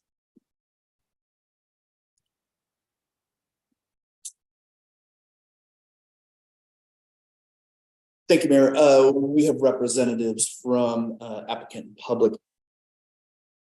So I'll just make a few comments. You also have my written report provided to you in advance of the meeting. Again, this is a voluntary annexation request provided by 100% of the property owners in question who are requesting to come before you. It's not a city initiated annexation. You have approximately 5.1 acres of property currently within the city's urban growth boundary. It's been within the city's urban growth boundary zoned R2 since the first comprehensive plan acknowledgement approximately 40 years ago. And at this point, property owners are requesting to come in upon voluntary annexation. Planning Commission heard this matter both in September and October. There was a recommendation for approval from Planning Commission. That material's is on the website and also located and provided in your packet. There's a lot of exhibits and materials, so I had to provide you links to it. I apologize for that, but the email will not carry the information burden. So you have access to that and you have their written approval. There are some conditions of approval included in this based upon terms of a development agreement or makings of a development agreement. I believe we have resolved most of those issues with city engineering. They're related to mandatory public improvements. And I don't believe we have anything outstanding. We would like to see them incorporated into any annexation agreement or consideration that you have. They'd be happy to walk through and explain any details regarding those improvements. Again, vast majority of them do relate to compliance with stormwater management, street improvements, compensation due to impacted districts to be paid by the developer. It's issues that are pretty high level. This development does not include the annexation does not include a development agreement. So really you have concept of what could occur, but there is no entitlement for construction that is based upon this. It's simply an access to the city, incorporation of the parcels in question, as well as adjacent right of way of 22nd. So we have representatives here. Again, I'll be available for your questions, your deliberation, but happy to take them now. Any questions? Mark, you have a question? So my question is related to those conditions, because it isn't a development application. Why isn't all that stuff just punted to when there is one, including the Hidman's questions? Where it seems like, okay, it's in the city, now you have to go through all that stuff. You bet. You're not the only person to ask that. One of the criteria, and the applicant included, one of the criteria that you have in your annexation standards is in regards to the reasons why a city would approve an annexation. It becomes financially favorable. Some of the impacts to it being fiscally or financially favorable have to do with the installment of public improvements. And really, from the staff perspective, and really my own perspective, we are at a better place right now to leverage those improvements. Annexation is agreeable. It is a contract. It is in your hands to do. It's not mandatory. And at this point, this is where there's certain foundational improvements that we like to assess. Now, unfortunately, without the development agreement, they become a little more broad, and they can become sometimes more conservative because we're not basing them around a development. This is the first development annexation within the past, I would say 5 years since my time that has been considered without a subdivision, without a development proposal. So this is a way to sort of establish some ground rules and some common understanding to when the time of development does become materialize, which is certainly, as a result of this, we do expect to see that. So I think we have some terms put in place to help ensure that it does remain favorable in terms of addressing the criteria in 1715, and also just provide some advance notice so that when we get time or arrive at the development time, we have some common understanding, common expectations. And so we've gone back and forth with the developer on that. And I think we've done some adjustments and some term Smith that I think we're both generally favorable to. So it's a don't say we didn't tell you kind of thing. Right. Yeah. Right. Thanks. Any other questions right now? Anything, Gladys, right now? Okay, I don't have anything. Okay, thank you, Dustin. All right, so then we have the applicant's presentation.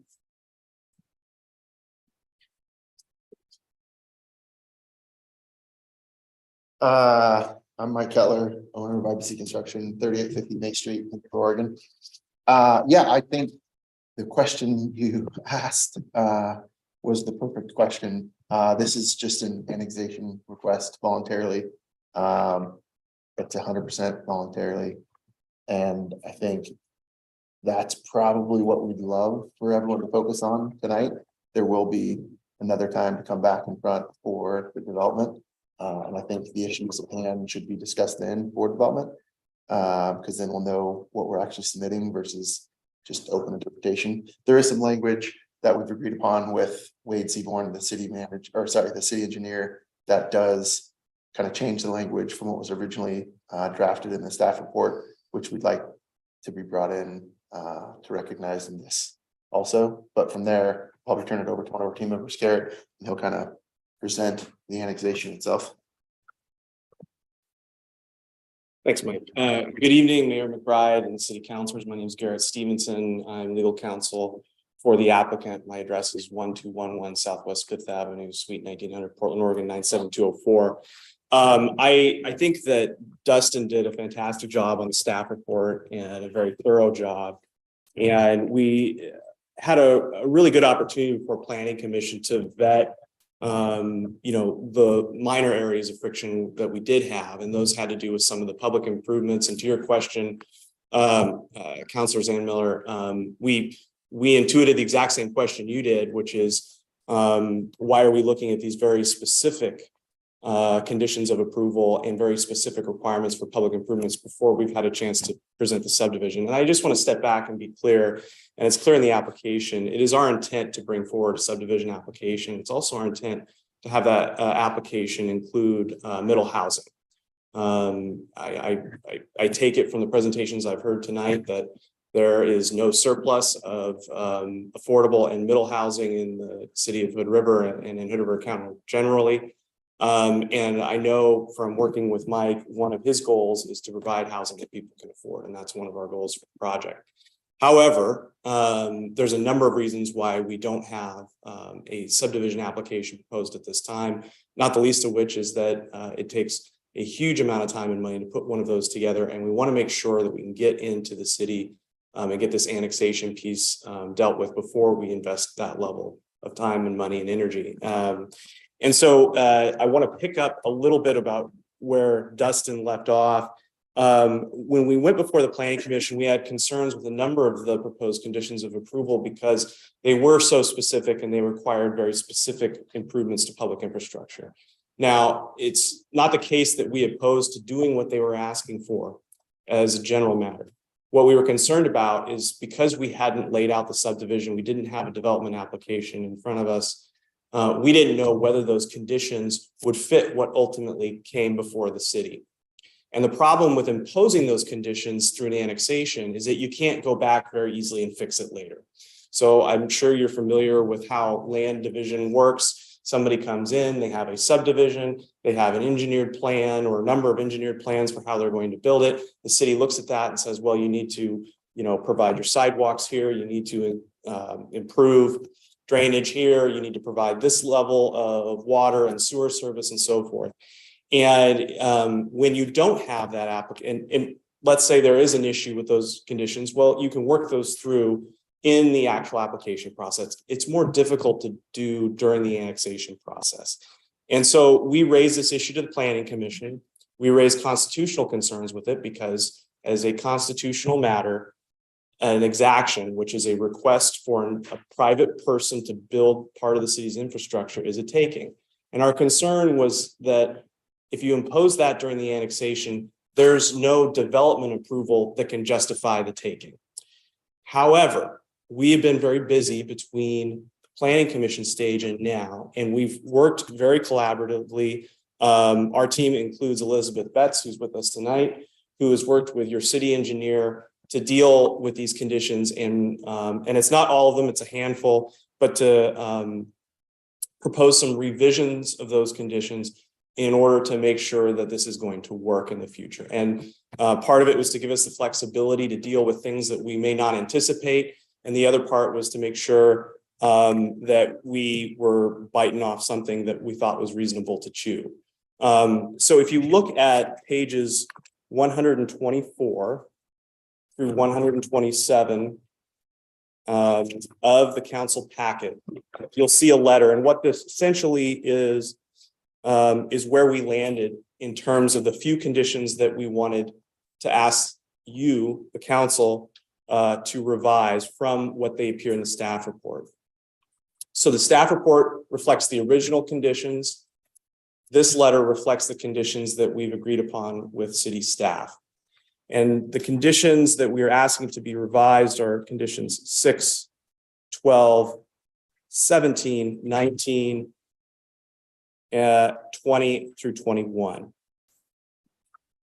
I'm not going to, they're fairly minor changes, but they're important to provide the flexibility that I just explained was warranted here. And so what we would ask, it sounds like Dustin is okay with this, but what we would ask is that if the council approves the application tonight, we would ask that the motion include a provision that we're going to revise the conditions as proposed in the staff report to reflect the proposed language in this letter between pages 124 and 127.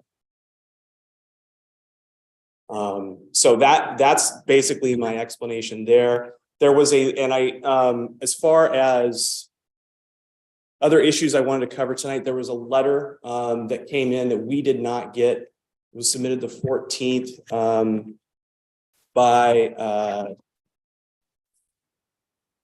Jennifer Hinman. And I did not have a chance to see it until this morning. And so I apologize for the lateness of my response, but I provided an email, which I believe you were provided, that provides a response to the arguments. And I just want to be clear with the council. None of these conditions, either as proposed or revised, require Ms. Hinman to dedicate her property. We don't control Ms. Hinman's property. We only control the property that we own. And in a future development scenario, the only property to be dedicated to the public will be property owned and controlled by the applicant. And so I think there might be a misunderstanding of what we are going to have to do in the future. Now, there may be a requirement that we do some improvements to the street, but those improvements will be within the existing public right-of-way. In other words, let's say you've got a street and it's got 50 feet of right-of-way and the road is 30 feet within that and the rest is unimproved. The city may require us to, and it's not set in stone in the conditions that will be established through the development review, but the city may require us to do some other improvements within the public right-of-way. But the public right-of-way is the public right-of-way. Ms. Hinman doesn't own that. And obviously we'd rather not run around doing improvements that we don't think we need to do or want to do. And we certainly don't want to do improvements in front of our neighbor's home if they don't want to see them there. But that ultimately will be determined by the city. And in any development application where you have city right-of-way that needs to be improved, the city can require you to do so. But I just want to make it crystal clear to the council, this application does not require the Hinmans to give anything up in terms of their real property. And there's another concern about the easement. There's a small access easement. If you look at, I don't know if you have a map of the annexation in front of you, but the primary access to the project will be off of Belmont Drive. You may hear that Ms. Hinman is concerned about a 10-foot road utility easement that runs next to her home. That is not going to be a primary access to the development. It's too narrow.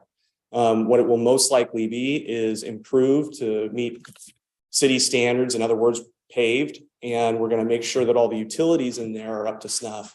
But with a 10-foot road and utility easement, that's not sufficient to serve the development. Typically, you would have that as an emergency access for fire and so forth.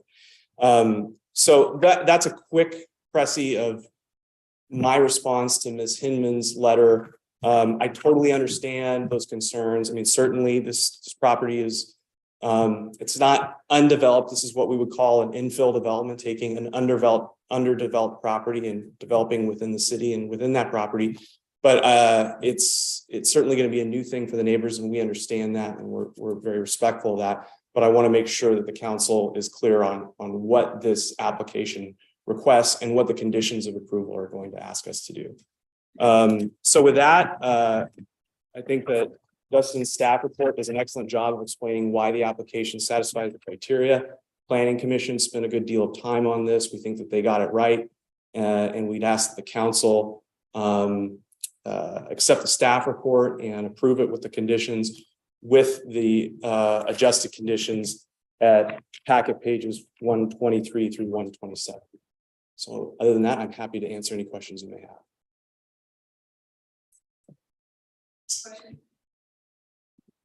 I just want to make sure I don't have an issue here. Did you undertake this representation after you left your former law firm? Sorry? You're formerly with Perkins Coie. I was, yeah. Okay. You undertook that representation, this representation after you left Perkins Coie? Oh, yeah. Okay. Yeah. I see where you're getting, Eric, and I appreciate that. Okay. Yeah, no, this is not that old. Good question. And I'm sorry for not saying that at the beginning. It's nice to see you, by the way. We're not going to deliberate, just any questions? At this, okay, go ahead, Tim. So for the modified conditions, what were your primary concerns with those? Thank you. Well, the primary concerns, I'll just quickly go through them if it's helpful. Pull those up. I mean, if I could give you an elevator speech, Counselor, the primary concern is a lot of this had to assume certain impacts that we couldn't determine yet. So for example, system development charges originally were very specific about proportionate shares for certain intersections. Well, we don't know what that's going to look like until we apply for a land use application and we have an updated traffic study that actually looks at what's called trip distribution and trip counts. So depending on the type of development, assuming we are going to be doing middle housing as allowed by the recent state legislation, assuming that we do that, there could be a very wide range of number of units that we're looking at of different sizes, right? And those have different traffic generating characteristics depending on how big they are and how many. So for example, if you look at condition 6, it's on page 124.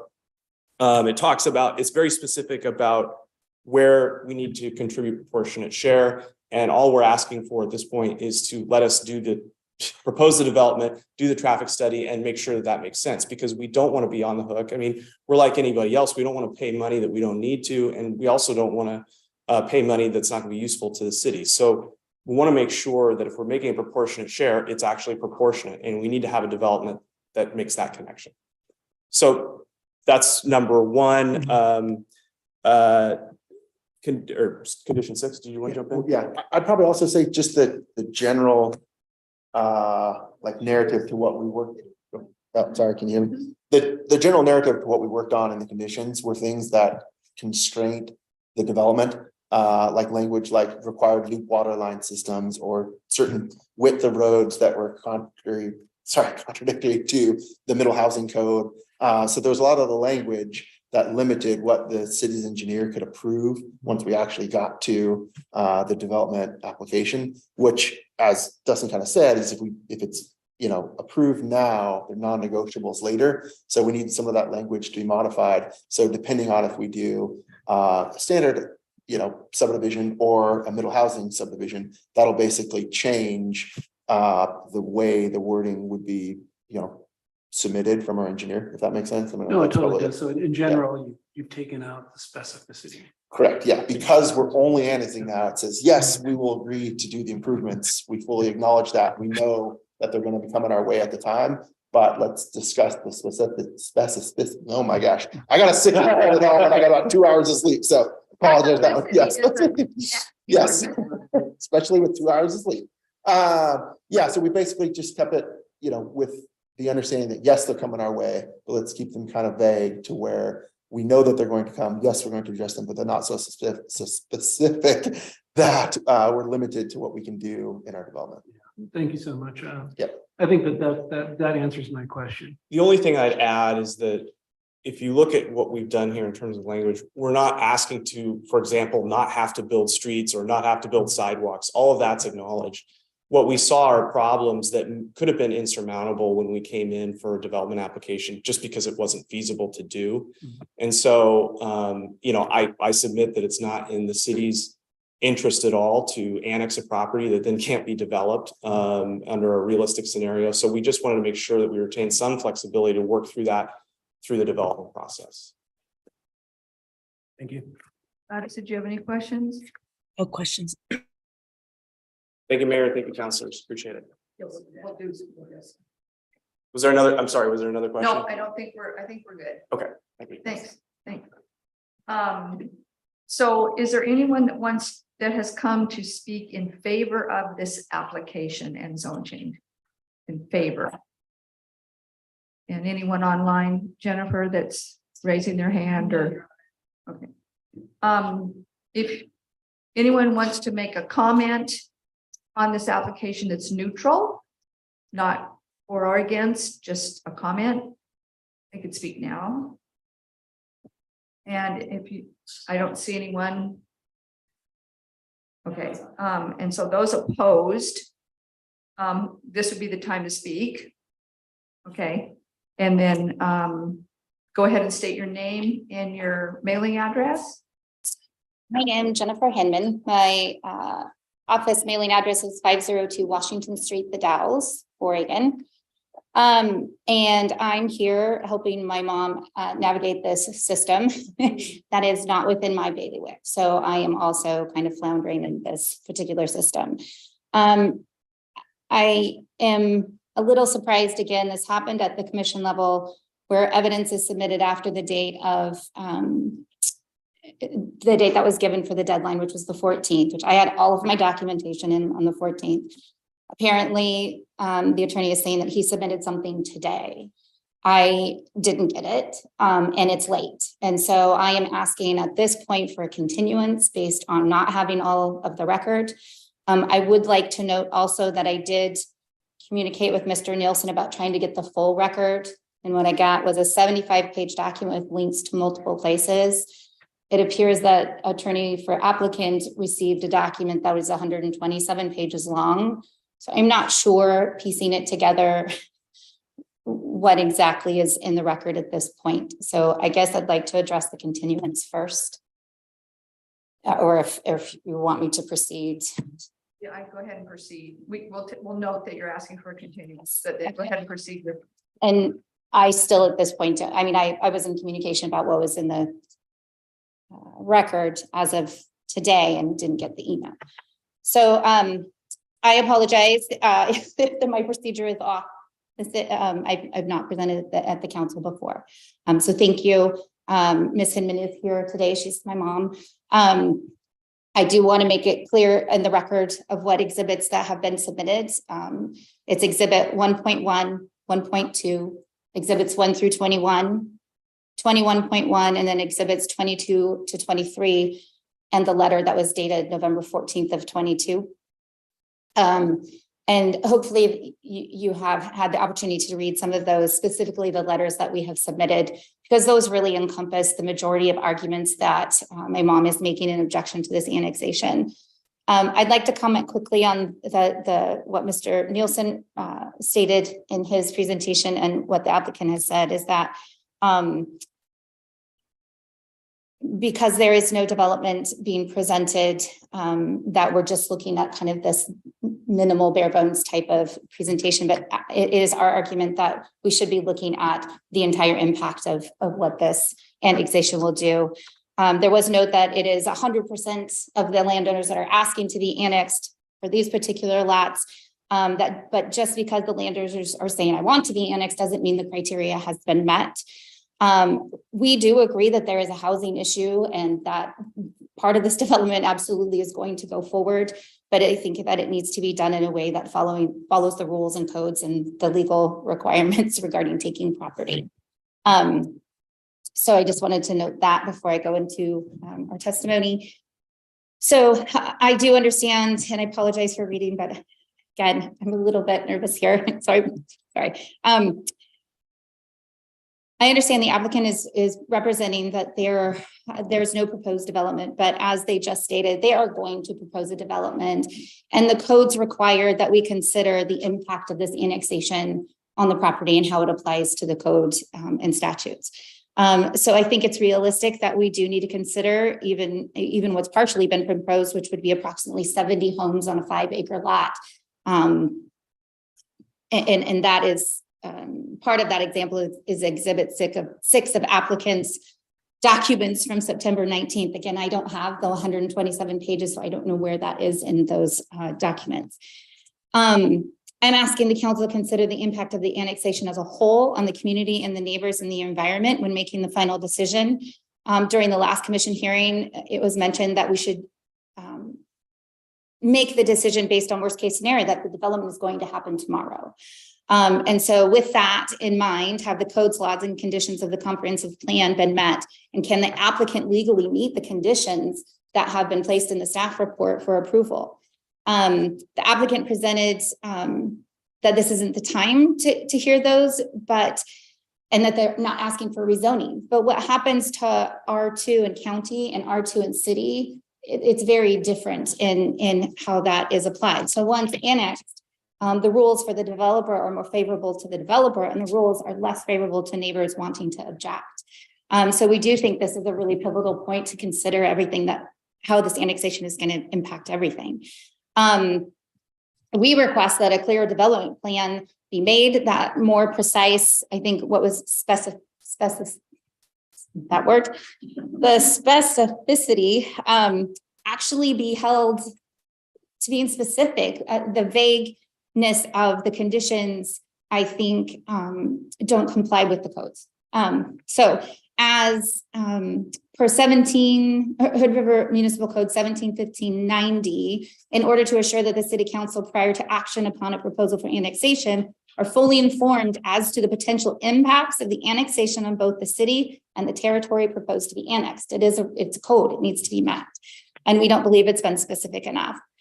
So I'm trying not to be repetitive with all the other evidence that's already in the record with all the letters, but I do want to specifically mention the adverse impacts in code 1715-050 subsection 6, and I'm sorry, Mr. That the annexation should not negatively impact the properties. We are talking about a highly dense development on a 5-acre lot, and that will negatively impact that specific area because of the lack of ingress and egress to that particular property, and just the number of people that will impact mostly the neighboring properties and then traffic. So traffic is a huge concern in this particular area. The development of 70 homes will significantly increase the amount of traffic on 22nd Street and Belmont. And if anybody here has driven through that intersection at any kind of busy time, we know that it is backed up, it is busy, it takes a while to get through. Well, Ms. Hinman's property is 2 houses down from the stop sign. In times of medium traffic, it's hard to still get out of her driveway. If there is an access road 9 feet from her property, accessing 70 homes, this is going to cause a huge safety concern and a major traffic scenario in that area. That has not been addressed at all. And that is a requirement for annexation to be approved. And then, sorry, with regard to the applicant's presentation that particular easement / alleyway, which is being asked to be annexed, that it would only access maybe a few homes back there. It still is modifying the degree of traffic that's coming out. And if a little sign back there says only these 8 homes can access that, even though the 70 are connected, realistically, it's going to be an access for 70 homes. So that's a huge concern. And then with the R2 zone in city, if this is annexed, the parking is a concern. If only 2 parking places are required per building, this minimal parking is going to bleed out into Belmont and 22nd Street. And it is not a safe result from this annexation. It has not been addressed. So the applicant does have an alternative to using an easement as a thoroughfare through their lot 1400. It comes out onto Belmont, where it does not run into that stop sign directly and wouldn't back up on 22nd Street. And so we would ask that as a condition of approval, if this is approved, that be one of the conditions for approval, that alleyway easement not be annexed and that it not be used as a thoroughfare. In addition to the negative impacts that the quiet use and enjoyment of Ms. Hinman's property, slightly from the back of her home, she's going to see a mass building within very few feet of her home. So it's just going to dramatically negatively impact her property. It'll decrease the value of her lot, where she has peace and quiet currently in the backyard. We only have 4 homes or 4 residences using the easement. It would clearly cause a significant impact when you have that much traffic going by and the use of the backyard being basically destroyed. In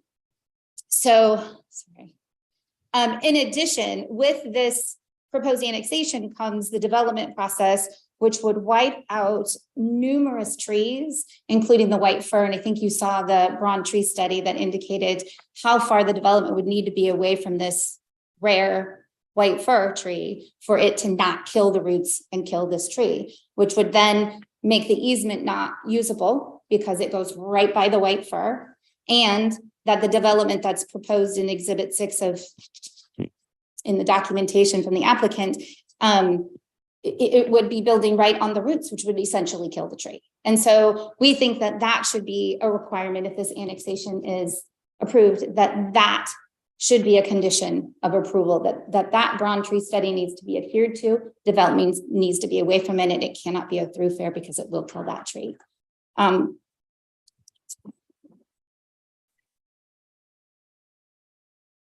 So there was some mention of the conditions of frontage or sidewalks being put in. And what I understood to be proposed is that frontage would be taken from Ms. Hinman's property. And it would be another 5 or 10 feet, actually 10 feet of her property. In the 80s, 5 feet was already taken of her property that widened 22nd Street. If any of you were here, that was already done. There is no documentation of that happening. We have searched county records, city records. We asked for title reports. We asked for anything that could show when that was taken and how it happened. And there is nothing I could find anyways. And so in addition to that, in all the deeds going back to 1913 and the original plat of 1908, it doesn't allow the city to take any more property than they've already taken. There's this survey that's in the documentation or in the evidence that shows that it can take 30 feet from center of the road. That's not based on any recorded deed or recorded document anywhere. So if the city is requiring that frontage be taken from Ms. Hinman's property to satisfy the extra traffic and things, they can't take that. And so we don't believe that the conditions can be met to annex that easement and to annex the property next to it, because you cannot develop any further sidewalk. So if for some reason there was a taking and the city's like, we're going to determine that this needs to be taken and compensation is paid, what would happen is that my mom's 4-car driveway would then turn into a 2-car driveway. The enormous tree in her front yard would essentially be killed. The root system that goes through her whole front yard and under her driveway would essentially at some point be ruined. And so we think that as a condition, if the annexation is allowed, that not be a condition of the annexation, that frontage be taken, because it's not legal. And what happens with this is that my mom's gone through 14 attorneys that couldn't take this case. And ones that could, $15,000 retainer. It's impossible for a layperson to really navigate any of this and understand it. And what would happen if that is a condition of annexation, we then go into a civil suit where we have to try to preserve her property rights. And so we're asking that at this level, that not occur. And so I'm getting emotional. The other issue is the easement that's brought up. It was developed in 1913. It basically grants the use of that easement to 3 residences back to Nobby's property, which is 1400, which is now Mr. Cutler's. And in that 1913 easement, the grantees have to maintain it. It's used for 4 residents. What would happen if this annexation is allowed and that easement is allowed to develop? It would essentially change the entire purpose and intent of that original easement. And then my mom would have to maintain it because that's what it says. And it's not legally sound to allow that to occur. And without that easement being annexed, then it doesn't make sense to annex the property next to it. The applicant has indicated that it's R2 in county anyways, and so he can develop it anyway. And so I don't know why that is something that has to be done. In addition, the proposed, yes, I'm sorry. I think you hit almost all the points you had in your letter that you, your testimony already. So if you could kind of try to I'm so wrap it sorry. up, that'd be I'm great. so sorry. Yes. Okay. Okay, so the proposed annexation needs to be consistent with the neighboring properties. The neighboring properties are single family homes with yards and parking and as we've heard, it's going to be changed into like cluster homes and cottage homes and multifamily dwelling, which is not consistent with the neighboring properties. I'm so sorry. With regard to 1909-040, the applicant has the burden of proof to show why the application complies. With regard to 17-15-010, the proposed annexation represents the natural extension of the existing city, and we disagree because it is not consistent with the surrounding properties. In 17-15-010 subsection 4, the proposed annexation would serve the interests of the entire community and not solely the interest and convenience of those within the territory proposed.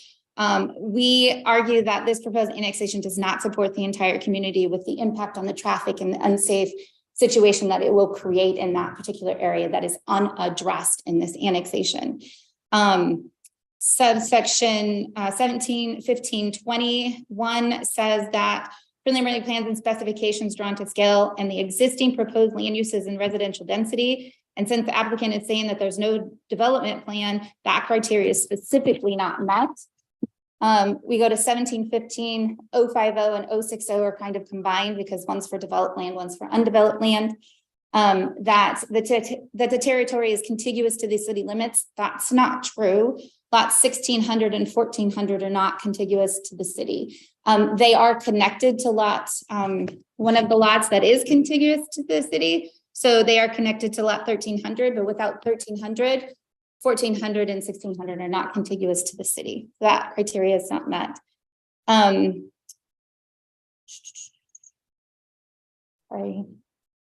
I'm trying to move through it. It has, I don't know if the council is considering whether the city is capable of providing and maintaining full range of services to the current developments on the property, or if you're looking at the future developments. The current developments, we would agree that those services can be met, but if you're looking at the potential future developments and whether that criteria is met, I don't think that that has been proven. I don't think that's been shown.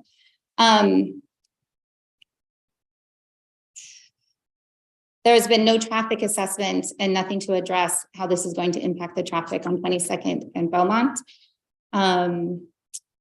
And that's 1715-080 talks about a contract, binding annexation contract before the city approves the ordinance. And what it sounded like in the staff report is that this contract would be developed later without public input. And so I was a little confused about when and how that contract would be developed and whether or not neighboring properties would have any input on that. That was in the staff report. On page 25 of the staff report, it says the annexation must benefit the entire city. Again, it's the traffic issues. And that was addressed. It does state in page 32 on paragraph 14 that the existing home shall be off the single shared driveway alley, which I think they're referring to that road by Ms. Hinman's. And we do believe that that cannot be a condition put in because it violates the law. I'll have to have you. Okay, I know. I'm almost done. I really am. I know it needs to be on the record because if an attorney picks this up to appeal it, I know it has to be on the record. I think most of the things that you've already said you have in your letter. Okay. That you've already submitted in writing, which is on the record. Right. And I just want to make sure, I didn't think that I addressed the codes. And so I apologize that if I'm repeating. I haven't addressed the ORS 222.111 that the lots are neither contiguous to the city nor separated by a public right of way. That the goals for the comprehensive plan, goal 1, is really difficult to say citizen involvement because here I am just kind of floundering in a system that I'm not sure my public input is really meaningful. And then the goal 2 is the land use planning. We don't believe it's been satisfied because part of the goal is to protect the public health and safety, and we don't believe the traffic alone has been satisfied. So we don't believe that goal has been met. Goal 5 of the open spaces and scenic historic areas and natural resources. We don't believe that has been met because that entire open space is going to be depleted along with the trees and vegetation that is on that property. With regard to goal 8, the recreational needs, it's indicated that the already existing parks in the county of Hood River will satisfy the 70+ home development. We disagree that this has been satisfied. We do believe that there needs to be some dedication of some open space in this particular property. And then I already addressed the public facilities. Goal 11, we don't believe that's been met. Goal 12, address the transportation. We don't believe that's been met. So in conclusion, we are asking, sorry. I understand why the applicant is doing this piece by piece, because it makes it easier in the future. Because if they get the annexation, then the next level is a little bit easier. And then they can subdivide in a way that doesn't really allow for very much public comment. And so we believe this pivotal point of annexation is really important because once this happens, those subdivisions can really occur in various ways where neighboring properties don't get to have input. We believe that we are asking that the entire application be denied at this point without the specificity and without the conditions, the proper conditions being in the approval, along with conditions in the approval or proposed approval that are not legal. If it is allowed, we ask that the city deny the annexation of the easement since it's illegal to significantly modify the original intent of the easement. If it is allowed, we ask that a condition be made for not cutting down all of those trees and for complying with the Brown tree study. If it is allowed, we ask that a condition be made for the alleyway not to be used as public access. And that if it is allowed, we ask that the city deny annexation of lot 1300. And if 1300 is denied, then 1600 is no longer contiguous to any city property, which would then result in that not being annexed. With that, I thank you for your time and I apologize for taking up too much of your time. If you have any questions, I would be happy to answer. Thank you. All right, Jennifer, do we have anyone online that would like to testify? Or opposed? No, okay. All right. So we'll have the applicant's rebuttal and then staff recap after that. Thank you, Mayor. Once again, Garrett Stevenson, legal counsel for the applicant. I think what I'll do is I'll just try and go in the same order that Ms. Hinman went in and start with the request for continuance. The record is, I'm sure you all know, until you close the hearing and deliberate, the record remains open. And I received a packet of materials submitted by Ms. Hinman this morning about this size, and there is no requirement that the record be closed on the 14th, at least in terms of the written record. Ms. Hinman, I'm not sure why she said that, but that's not a procedural requirement. It may have been a requirement to get those addressed in the staff report, but it's not a procedural requirement before this body. Neither is a requirement to grant a continuance or an open record period. That requirement does exist. It's in ORS 197-797. But it applies to the first evidentiary hearing, which was before the Planning Commission. And in fact, that request was made to the Planning Commission and the Planning Commission granted that request. It left the written record open for, I believe, 3 weeks, and then reconvened to deliberate on the materials submitted during that time. And Ms. Hinman, I believe, submitted a number of documents during that open record period. So we would request that Ms. Hinman's request for a continuance not be granted. We don't think there's grounds for it. You know, as you've heard tonight, a lot of what she has to say is disagreement with the conclusions in the staff report. Of course, we agree with those conclusions, but I don't think that there's grounds or reason to carry this on any longer. Certainly, she's had her chance to be heard and submit a number of documents into the record. I want to go on to this concern about why we didn't submit the subdivision application with the annexation. And regardless of the reasons for that, there's no legal requirement for us to do that. And so, of course, you know, we land use lawyers always like to remind the decision-making bodies that we make decisions on the criteria. And the criteria don't require what Ms. Hinman is saying that they do, which is a full-blown subdivision plan. What we did submit, however, is a concept plan that the city used to determine the public improvements that would likely be required. And that's what ended up getting imposed as conditions of approval, which we talked about earlier. In fact, Dustin explained that, you know, they actually had more leeway to impose public improvement conditions through the annexation process than they believe they would have through the subdivision process. So certainly we don't think that the fact that we don't have a full-blown subdivision plan at issue tonight is a problem with the application, nor do we think it's detrimental to it. In terms of whether or not the city can serve this area, if you look at page 2 of the staff report, you'll see a reference to all the agency comments. So we know that the city engineering department looked at this proposal, the irrigation district did, as Councilor Saunders mentioned, and the water district did as well. So there's really no dispute in the, and those are, their comments are all in the record. There's no dispute in the record that the city has the ability to serve these properties with water, sewer. I believe they're probably already served with police and emergency services. And then of course, the street improvements are explained in the conditions of approval. So I think that the assertions that the city is unable to serve these properties, or there's a lack of evidence for that, are pretty much baseless. And then, the rest of the comments really had to do with this idea, it's going to be too big of a development or it's too much traffic. We don't want to look at it behind our house. It's not the same kind of housing that's there now. And I totally understand those concerns and I don't want to belittle them. I mean, I do this for a living and I hear about this exact type of concern with just about any housing development project that I work with. And I want to be clear that Ms. Hinman will have every opportunity to raise those concerns when we actually have a subdivision proposal in front of the city. That will most likely be either a type 2 or a type 3 application. In every case, she'll get notice of the application. And if there's not an automatic hearing, she'll have the opportunity to appeal. And that appeal will go to the city and ultimately bubble up to this council, if that's what she wants to do. So it's not a question of whether there is a fair opportunity to be heard on this. Concerns about trees and traffic, they're not required to be addressed through this process.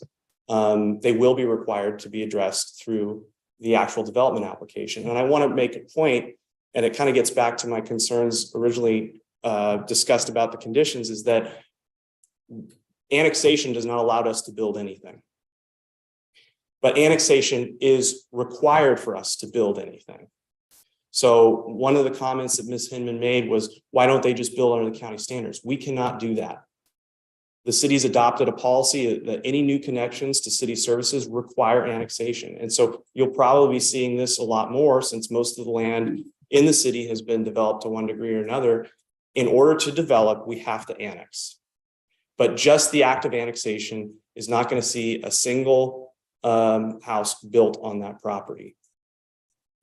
So I just want to be clear, this is not the last time that Ms. Hinman will have a chance to discuss the project and be heard. It will not be the last time that she's able to raise her concerns. And frankly, I think most of her concerns are more appropriately raised when we have something to talk about, like a tree removal plan and like a traffic study and those sorts of things.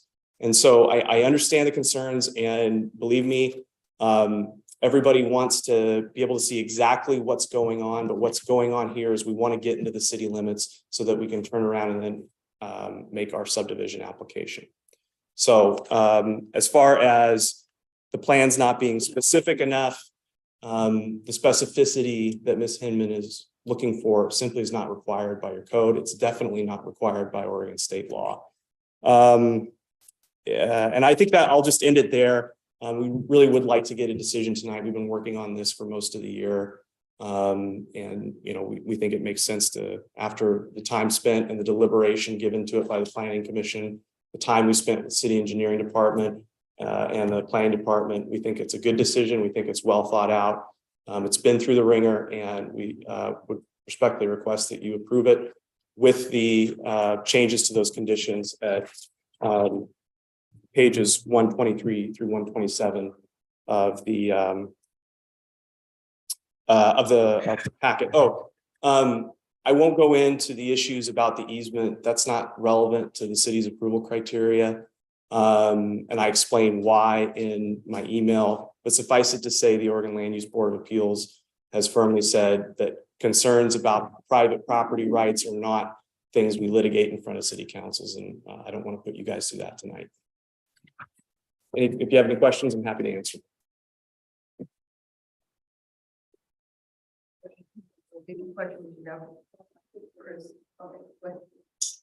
And I know I don't want to get into what does the easement actually mean, but can you clarify, is the easement like unclaimed land, or is it actually tax lot 1400 that has an easement on it? No, so the easement, I actually was handed a copy of it. And basically what it is, and I wish, Dustin, can we put a map up? Is that possible? It would be so much, like if we can get that annexation exhibit up and I can show the council what we're talking about. Or we can do a map. Do Google.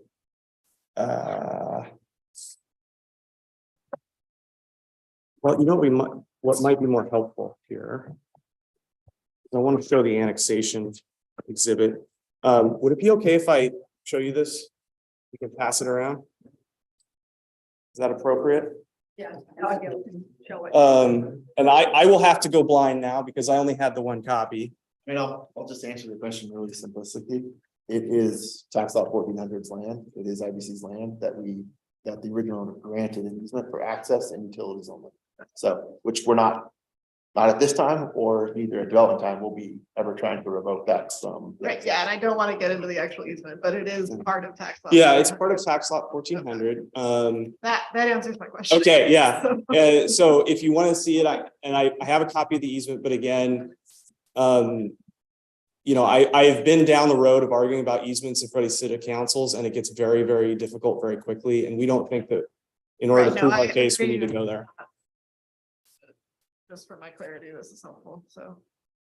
And based on the description of the easement, I will just say it is the right of way for joint road purposes. So basically what happened back in the day is that there was that small 10-foot access strip that was, it's literally a described part of tax lot 1400. And ultimately that was an easement was granted to the properties that abut that so that they can get into their backyards most likely. The owner of tax lot 1400 that did the granting. Well, that's hard to say because I think that easement's more than 100 years old. Oh, okay. But the current owner of tax lot 1400 is right over there. Okay. And so like all interest in land, it kind of follows the title into the future. Thank you. Any other questions? All right. So I heard a comment that this land may not be contiguous with the city at all parts. Could you address the contiguousness? Oh, sure. Well, yeah, and I addressed that in my brief email, but essentially under ORS 222.111 sub 1, there's a number of ways that you can annex into a city. And the way they set up that system is that you can annex if you're directly contiguous to a city, if you're separated from the city limits by a body of water, or if you're separated from a city by a public right-of-way. And I think what Ms. Hinman's read on that is that that public right-of-way has to be owned by the city. Well, the problem with that is that if that public right-of-way is already owned by the city, you're contiguous in actual fact, and there would be no need to say you're also contiguous if you're separated from the city by a public right-of-way. Now, that exact question went up to the Land Use Board of Appeals about, I don't know, like quite a while ago, 15 years ago, maybe 10, 12 years ago. And what they said, this is a case, Link v. City of Florence, and I quoted it in my letter.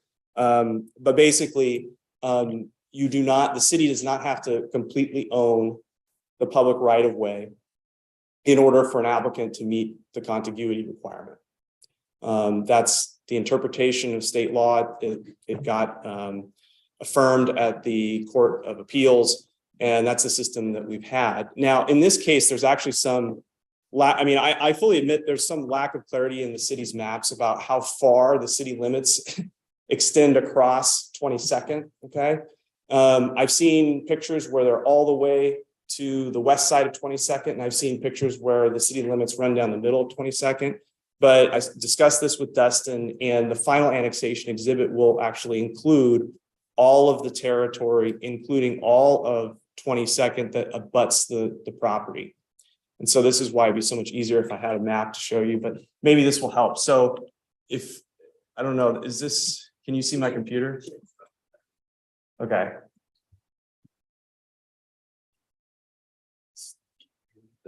Yeah.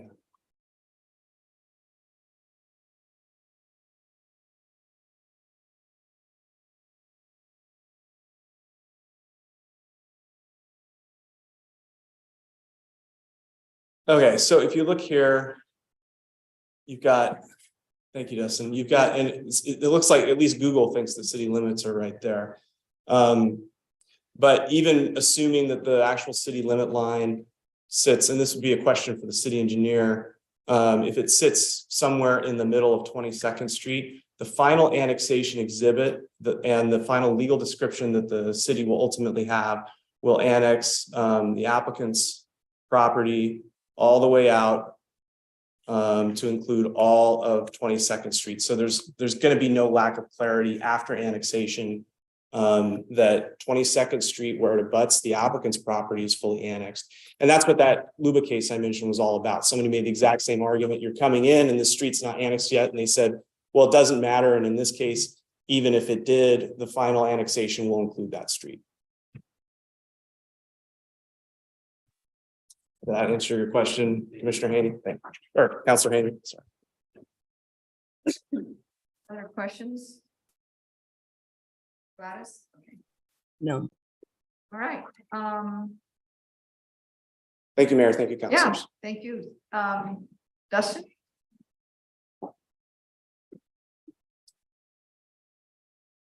Yeah, I just have a couple clarifications, and council who has joined us can back me off here if I need be. Just for the purpose of the notice, notice was provided in advance of this hearing. There was a request that any materials submitted be done so that we could provide them to council ahead of time. Although, again, this is an evidentiary hearing, so it didn't restrict materials to be submitted. And you have materials that have come in even up to this minute. So really the request to get things into 14 was to get them to you ahead of time so you had opportunity to read them, although it didn't shut off the notice period. It didn't shut off the record. So in that respect, the notice is correct and really doesn't have a procedural defect to the detriment of the applicant or participants. It was really more of a convenience to try to get you materials in advance notice. As far as the packet numbering, I think there was some concern that we had different packets. One of them was applicant was referring to your council packet created in general. Ms. Hinman was provided a packet just of the staff report. So she did not receive the MCAC presentation, the food cart materials, the minutes. It was just, that's why the numbering is different, because he's referring to your complete packet with all the materials included, not just the staff report. As far as the takings claim, fortunately, this annexation request is not a development proposal. And therefore any claim to takings because of lack of nexus or proportionality is not founded. And we, along with our council, feel like we're in good standing to make requests as terms of the annexation without having to prove this. One thing to be clear, no waiver design exceptions are granted through the annexation, nor can the annexation really take any real property from the applicant, nor can it be authorized to take anyone else's property. It is simply a change of jurisdiction. So any claim that it takes the property of anyone or mandates improvement is really a private property is not really well placed here. Although there's a good reason to be concerned. It is a formal request. And I just to reiterate, certainly we have no interest in adjudicating the merits of a private easement between two parties. And I would recommend that you not do so, nor does the annexation resolve anything in that matter. Whether approved or denied, you still have private properties with annexate or with easement rights. To the continuity question of individual parcels, this parcel, this tract is to be considered in its contiguity. So whether it's, and I think council had mentioned the right of way need not be owned, and it's considered in 221-111. If you're separated by right of way, you are still considered eligible for annexation. And I think for case in question is linked, the city of Florence proved that ownership is of the city versus county is not an issue to deny something or determine that compatibility is not there. The contract will be really the ordinance, the terms and conditions that council chooses to prove. So your ordinance, your contract has to be done by ordinance. Annexation has to be done by ordinance. What you consider and what council desires to be placed in that really it becomes your contract. Dustin, that would be like the conditions of approval would be what comes into the ordinance. Yeah, they'd be tied to that. So ordinance annexing the property, ordinance, whatever attachment and exhibit comes with that. Map, boundary, meets and bounds, terms, conditions, however you feel like constructing them. And to be clear, the middle housing that follows 1725 is not a land use decision. It's been specifically stated as such. So the some conventional subdivisions will go through the public approval process. Middle housing is not one of those by design. So that was something that's specific. So I don't want to leave anyone with the impression that if there's some middle housing that goes through on some of these tax lots, it may not necessarily be a matter of public debate. A larger subdivision, especially a 1400, the largest tract, most likely that is broken into a set. Well, I can almost guarantee that, and most likely that will be broken into a conventional subdivision that will be subject to a land use request and public approval, public noticing. But the smaller middle housing projects may not. So, and that is by specifically stated in the ordinance. So it's really all we have. I don't see Chris sweating, so he must have kind of kept it to the script. I am here for any questions in your deliberation. So I have a question. Okay. So the applicant presented these pages 124 through 127 with some crossouts on some of these things. And as you guys have already discussed these deletions basically within this document, is that correct? That's correct. Okay, and you as staff have looked at those and you're okay with those deletions?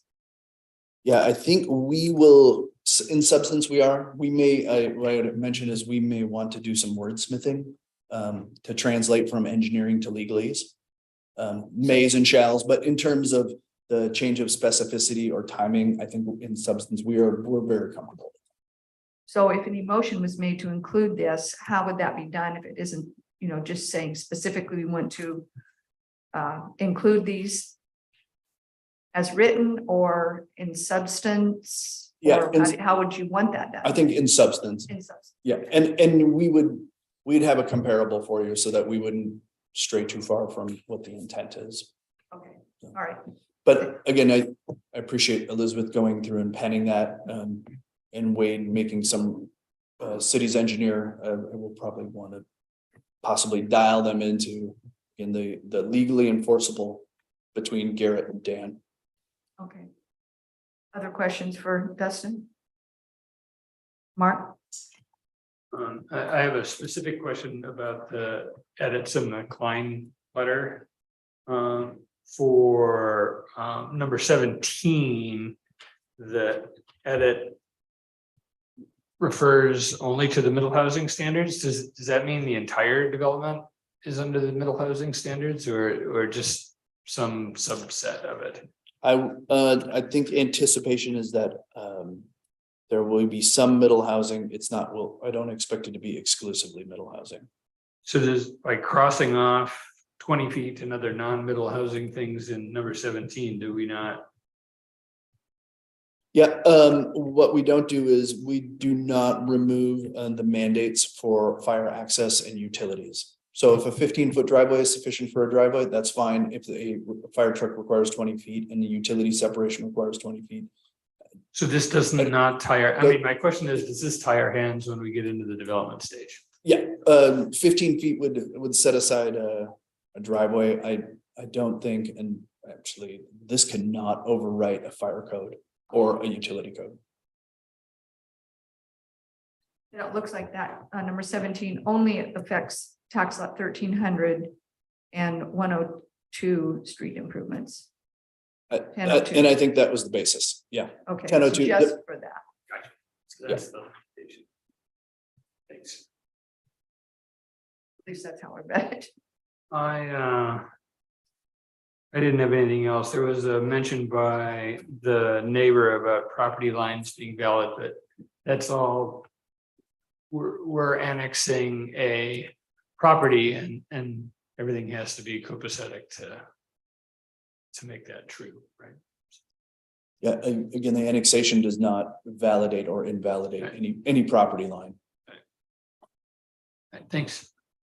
Additional questions for Dustin? Megan and then Tim. Thank you. Yeah, I guess on the right of way question, and I know we're not gonna know or decide because that's obviously need to be surveyed and whatever, but if there is no future right of way that would allow for the frontage, expanding 25 feet, does that invalidate the actual annex property's ability to develop, or like, are we tying their hands in that form? We, based on our assumption and view, there is sufficient right of way for the public improvements to be placed within there. Right, but if there wasn't, what happens? You could end up with a design exception. Okay. So there, yeah, there's Yeah. a way around it. Again, we can't take the city engineer's purview away for things such as that.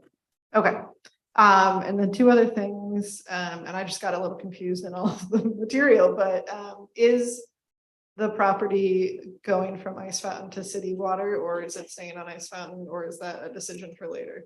I think that one needs to be deferred. Okay, It is in a unique position to be at the end of the city's water supply, and really there's really an interface where Ice Fountain and the city are now coming together. So this was one thing that we initially assumed it would come out. I think with some of the looping standards, that we would defer that decision until we had a better idea of where the tie-ins and where the loop water system would occur. And whether it became advantageous for the city to own its own, or whether it can intertie within the existing system. So you are going to see more and more of this, is where these two systems are now starting to grow together, and it becomes a little tricky to okay, figure out who will. So if it does come out, we have we have a condition in there that the applicant should be compensating for lost revenue per our IGA with Ice Fountain. okay, I guess that, yeah, that's really my question, is it's very clear, the applicant pays Westside Fire to pull out. But there is a condition that says if they leave Ice Fountain, they would be paying that cost as well. That should be made clear. Okay. If that is not clear, I mean, absolutely. it's very possible I missed it in the 200 pages. But I was a little unclear, so I guess I'd love staff to confirm that. And then once you're done, wherever you're noting that. Keep going, Okay. keep going. While Cool. Then another question, page 86 of our packet, page 32 of the staff report. Condition number 13, access to required improvements on 22nd Street. It mentions that an urban collector road should, would have whatever paid travel lanes, 6-foot bike lanes, blah, blah, blah. But it looks like the actual requirement we're requesting is that they would do a shared lane marking. And so is that in addition to the bike lanes, or that's separate from and instead of, or that's in a temporary thing and they'd have like, what are we actually asking for? Yeah, so I was able to speak with the city's engineer about that. The lane marking 9 is in lieu of the bike lane. So 22nd Street should receive a shared marking, and Belmont would receive the bike lane. Okay. So that there's a little commingling. But there is a specific bicycle improvement project for sharrows or shared markings on Which 22nd. will connect to our planned infrastructure. Correct. Okay, great. Then that, The lane, you're saying the lane would be on Belmont, so no specific lane on 22nd, but Cheryl's. Right. okay, thank you. That clarifies that. Tim? Yeah, thank you, Mayor. There was a strong assertion that Ms. Hinman would be able to provide public comment going forward. I kind of heard from you that maybe that's not true in all cases. Well, if regarding future development, Yes. yeah, that is not in all cases. So if the two parcels that front on the 22nd Street are middle housing projects under the specified size, those are not public land use decisions. They're not noticed improvements. They're much like a building permit. Right. Processed as such. But for other, For 1400, the larger lot, my assumption is that that will be a conventional subdivision that will be a noticed decision, a land use approval for the land division that would be noticed within everyone within 250 feet. So I just wanted to make that clear because it is, council kind of suggested that she would have ample opportunity for input going forward, and it seems like that may not necessarily be the case. In some instances, not all instances. Right. Thank you. Gladys? No questions, okay. All right, I think no more questions, Dustin. Does anyone have any questions for our city attorney this evening on anything? Okay, go ahead, Tim. Do you have any concerns with anything that's been raised here? I do not. It sounds like everything, all of the various legal bases at least have been covered. Thank you. I do have a follow-up. There were several statements that were made from Ms. Hinman that included that the city is taking property and that it wasn't legal. Can you help me understand those pieces? Because it's really important that, yeah, I understand what the assumptions that she's claiming. I didn't follow that, that line of reasoning, to be honest with you. The annexations, an annexation simply moves the city's boundary to encompass these properties, this site. No property is changing hands. The city is not taking ownership of any property. That may come later in a development proposal or development review process, but that's not before the city council tonight.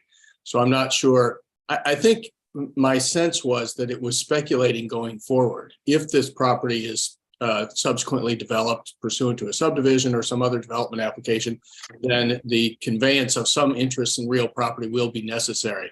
That may be true, maybe not be true. I don't know, but that question's not before the city council tonight. Chris, can you clarify that if development is proposed for property owned by the applicant, there might be some conveyance of property, again, owned by the applicant? There's no development proposal that would lead to property not owned by the applicant having to be conveyed, correct? Correct. You can't donate somebody else's property. Okay, I mean, because I think that's the concern of the neighbor, so that there's no scenario where future development proposals on this land could lead to takings from the neighbor. Okay.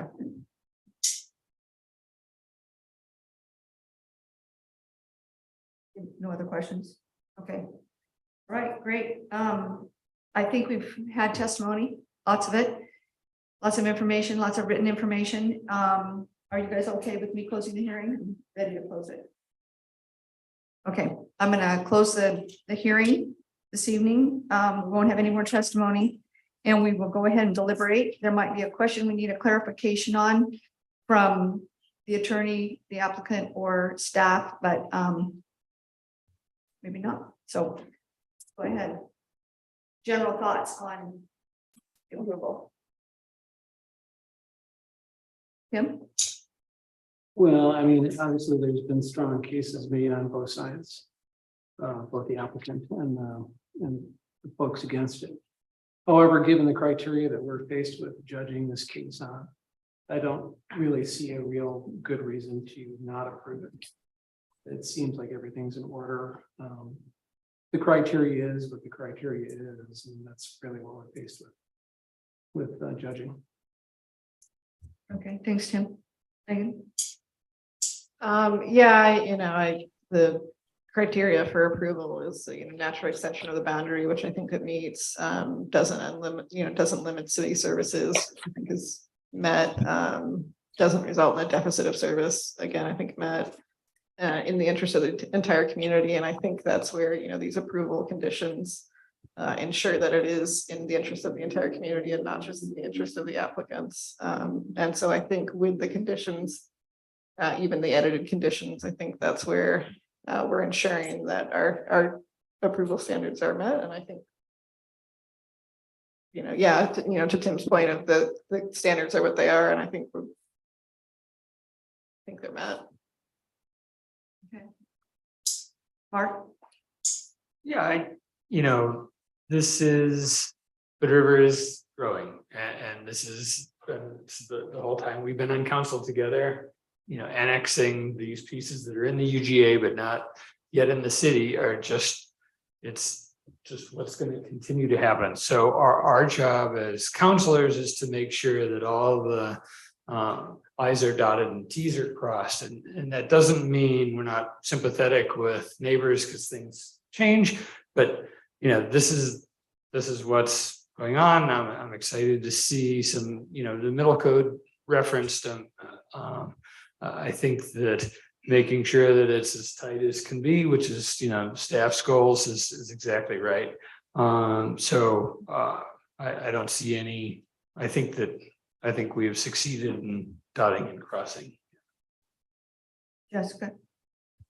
I agree with the eloquence of my counselors, fellow counselors. I am sympathetic that I know the change that we see can be difficult, but it does seem like we're meeting all of the criteria that we have to meet for the annexations. And I'm supportive of the revised conditions as well. Eric? I thought Tim's comments were well put. I'm a little torn. I almost recused myself frankly, because I don't, the Hinman family has been an important part of this community for at least 40 years that I've lived here. And I have some sympathy around concerns around the densification of the river. I've voiced those concerns and other matters before the panel, and my days are winding down on this panel, but I think as the city council goes forward, this question of how kind of balancing density with livability is a key and very difficult thing. And I voted no a few times, I think maybe because I see it a little bit differently, but I'm faced here with certain criteria and just have to apply the criteria. And I put some faith in the process that the Inmans and others, if it is a subdivision application, will have the opportunity to come in and shape this in a neighborhood sort of way, to not create too much of an imbalance between our way of life on the river and maybe what could be seen by some as too dense of a way of life on the river. But I think with this decision before me, applying the criteria, I'm objectively reaching the conclusion to approve this particular application. Thanks, Eric. Gladys? Yeah, I agree. Given the criteria, I think it absolutely meets the approval standards, and I am absolutely sympathetic to the property owners. I understand that change is hard, and as Councilor Zan Miller mentioned, Hood River is changing, and so I do feel bad that you're all in the middle of this, but I think that overall, we're underproducing in all levels of housing, and that is the need that we have right now. And again, what was submitted in front of us meets those standards. And so I too am, I agree with all the additional today. Thanks, guys. Well, I agree with my fellow counselors. It's difficult when you have change coming. And I'm sure, if you've lived there for years and years, and it's been the way it's been for, I don't know how long, 50 years. I've been on that property numerous times when my sister-in-law lived there. And it's been the same, for years and years and years. And it is difficult. It's very difficult. But the urban growth boundary was drawn, I believe, in the late 70s, early 80s. And it was way past this property that is where the city would grow eventually, because we couldn't go. The river's this way, we got the hills over here and the Hood River. And so that was the direction that the city was supposed to grow, and that's where the line was put. And so when we do have to grow, that's the direction. And, annexing something that's close to our city utilities, infrastructure already makes the most sense than to try and annex something that, we'd have to take a sewer line out 3 miles, or water lines out however far. We're close. All those things are fairly close right there. So it makes the logical progression of putting infrastructure in to take this as the next piece, because it's adjacent to the city. So I agree. I think it meets the criteria of our code and the state law and the municipal codes that we have. So I agree. Do we need? Everyone is agreeing. You want to try a motion, Megan? You said it so beautifully, Mayor. It looks like we've got 2 motions. So I think the second one is where we talk about the edited approval conditions and substance. Is that correct, Dustin? Okay. Then I will move that the subject property be annexed into the city and withdrawn from the West Side Rural Fire Protection District, consistent with the Planning Commission's recommendation. Oh, or I combine them. With the changes. With conditions. Well, so there's a number two, I guess I'm confused because there's two motions in the staff report.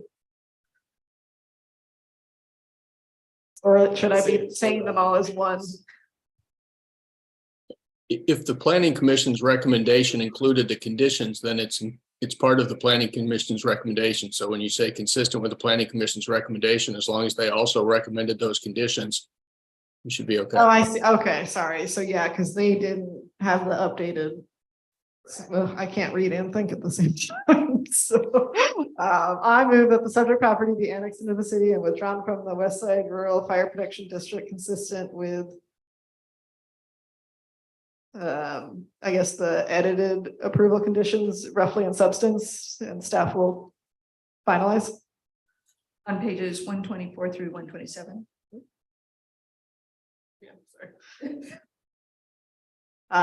Yes, on pages 124 through 127 of the council packet, and the conditions that were not in those numbers from the planning commission's recommendations or the staff report.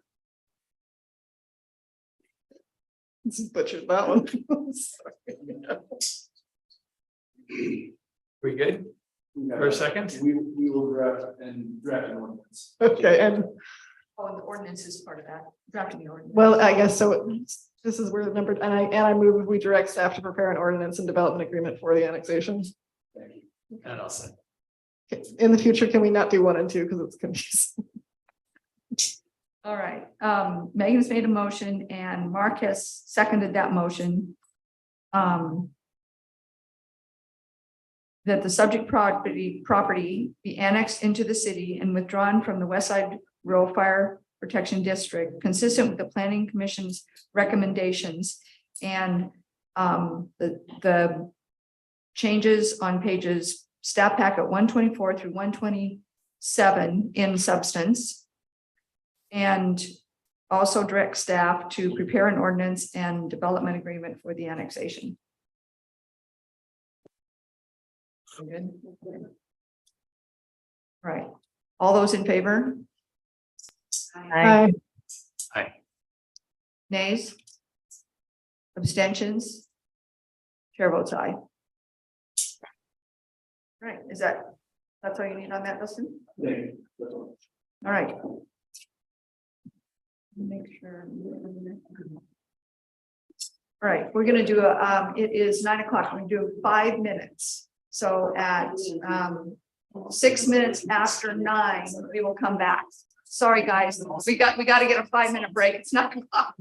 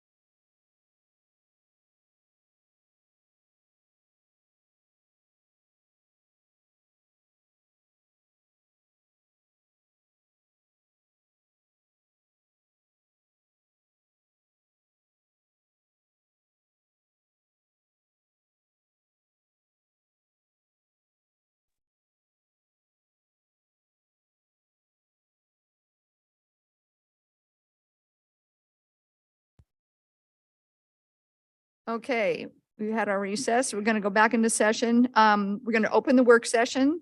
Any additions or corrections? No, Mayor, none. Okay, so we have one item, parklets and food carts for 2023. Dustin?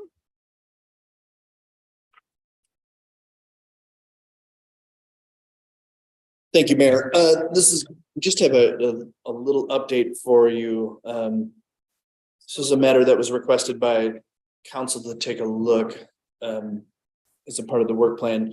Over the past 2 years, there's been a number of pandemic-related stays of regulations and some pilot programs, those including the parklet program was really initiated by the use of the right-of-way as a response to allow some social distancing.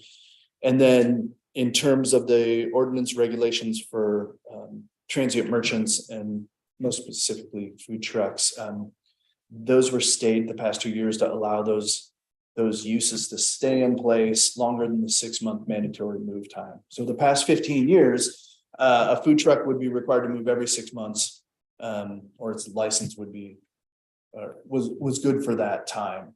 There were some exceptions to that. If they went through a land use approval process, they could stay longer. If they wanted chairs or direct connections, there was a land use process for that. Otherwise, we administer these things through transient merchant license, which are reviewed by staff.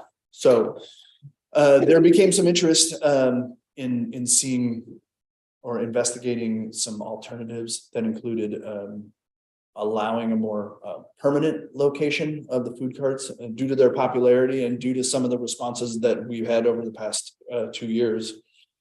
So we looked at a couple alternatives in a number of cities and how they administer their codes for food trucks, the advent and popularity from Portland, Springfield, the Dalles, Kaisers, and a couple others to see how did they administer, how did we size up as compared to them.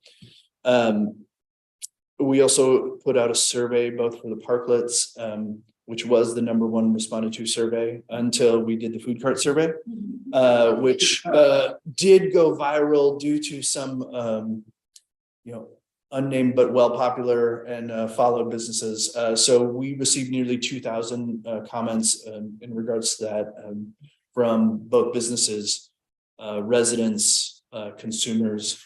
And then we requested some direct feedback from some of our agency partners, the Chamber, the Heights Business Association, the Health Department, who is one of our #1 agency partners in reviewing these, and ask them for some direct feedback based on their experiences. So we try to synthesize that for you in a really quick way to discuss some of the issues. We heard a lot of positive feedback and a lot of interest in allowing the carts to stay for the benefit, really from the consumers. Vast majority of them were interested in seeing that for predictability, for the purposes of allowing the business to flourish. Vast majority of consumers and public were interested in allowing them to stay in place. The business community really became split on the matter. And I think I wrote this up. They favored the reduction in regulations that were seen as obstacles to economic opportunities, but also a number of the brick and mortar businesses expressed concern regarding the competition of the carts and some advantages that they see by not having some of the overhead in staffing brick and mortar, some of the physical improvements that a brick and mortar business is required to do. So really split in terms of they like to see increased opportunities for prosperity. They also are concerned about competition. And then from our agency partner side, there was a certain number of elements that if there was a consideration to allow these carts and trucks to remain longer than 6 months at a time, that we consider some sideboards. So if you allowed them to stay in 6 months, you should be considering possible bathroom, increase in hand sanitation for public, trash considerations, really some of the features that try to limit exposure and site conditions of what we would call nuisance impact. So we went through some of those and we put them together. This is you don't have to decide this tonight. This is a discussion item for you all. We're really going to take your lead and answer any questions that you have. And if you see fit, we will produce an ordinance of regulations based on what we heard, for you to evaluate and approve. So, one other element in terms of parklets, parklets are not they're not addressed at all in the code other than the use of the right of way. So we also have a recommendation that, due to their popularity and, due to the impact, that they actually become rolled into the official canon of city allowances, that we can create an ordinance for that, or do a customization of the existing ordinance to actually acknowledge them, not as a pilot program, but as a permanent feature.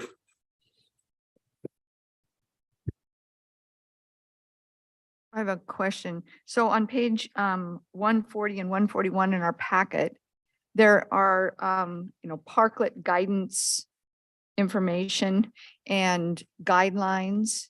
This is just for the parklet part of it. Are these things that we already have in place, or are these suggested possibilities, or what is this? Oh, okay. So they're in place today. Okay. All right. What was that? I didn't hear. Sorry, received a number of modifications. She didn't hear that first part. I'm sorry, the guidelines that are in the packet that are currently, were currently used as a part of the pilot program. And they were modified over the past 2 years, based on some experiences that we had. So, there was a little increase in shy distance, which we felt was appropriate in certain traffic areas. There was some modifications regarding ADA access, that were added to these as we continue to learn and refine. So this is how it was administered this year with those modifications. Okay. Other questions for Dustin before we discuss this? Mark? Is the chapter 5 where the both parklets and food trucks will get beefed up? I don't know if we'll use chapter 5 for the parklets. We have a use of the right of way provision, which really falls under, I believe it's 13. So we may, this is where I wrote in the cover, it's where appropriate. So we can use it under the right of way. I don't know if we necessarily consider it a transient merchant because it really doesn't move, and nor is it. It's all in the right of way. Whereas the transient merchants and the food carts are all on private property. The parklets are all on public property. So there's reason to keep them separate. So separate phrase. Okay, I'm good. Megan, do you have something? Yeah, I definitely appreciate the summary. I am wondering, we got a lot of feedback, and as much as I don't want to give myself that homework, I would be interested in seeing all of the, raw feedback, I guess. Is there a way to get that? We can make that arrangement for you. I'm gonna regret it when I get it, but. Yeah. I won't forward them all to you. We'll make some sort of journal or some sort of binder that you could read through. Thank you. Anyone else questions for I have Dustin? a question. Right now, the parklets are not allowed year round, but I don't see any mention of that in the packet. Yeah, we don't have interest in keeping them year round. They're restricted. One clarification that should be made in there is it says 6 months. That's the limit on the parklet. I think we would really be, as we move this to something permanent, really the reason that they're not permanent is to be mindful of snow operations and the seasonal weather. So we'll probably get back to Public Works and see what type of landing we can get on the end date. So we had it in there November 1st as the end date, with some caveats saying if it snows prior or is predicted to snow, we would revoke them and ask them to be removed. They just snow plowing and public works operations cannot manage around. So. Thank you. And the only thing I had a question on the parklet is, which is in here, it's the city reserves the right to temporarily suspend the permit of all or any applicants for any special events such as First Friday and parades. So that doesn't mean that they have to remove the parklet. It just means they may have to suspend operations within the parklet, correct? I mean, they're not going to have to dismantle the whole thing for one parade for 2 hours. Right, I think that would be if we had a movable obstruction and, the two things couldn't coincide, we would reserve the right to use our right of way for as we see fit. It is still a public street, so I don't think that's a Right. matter of convenience that because there's a parade, you can't do this, but I think Okay. we would expand that to say by seasonal weather, by force majeure, by anything, we Okay. will reserve the right to ask you to remove this. Okay.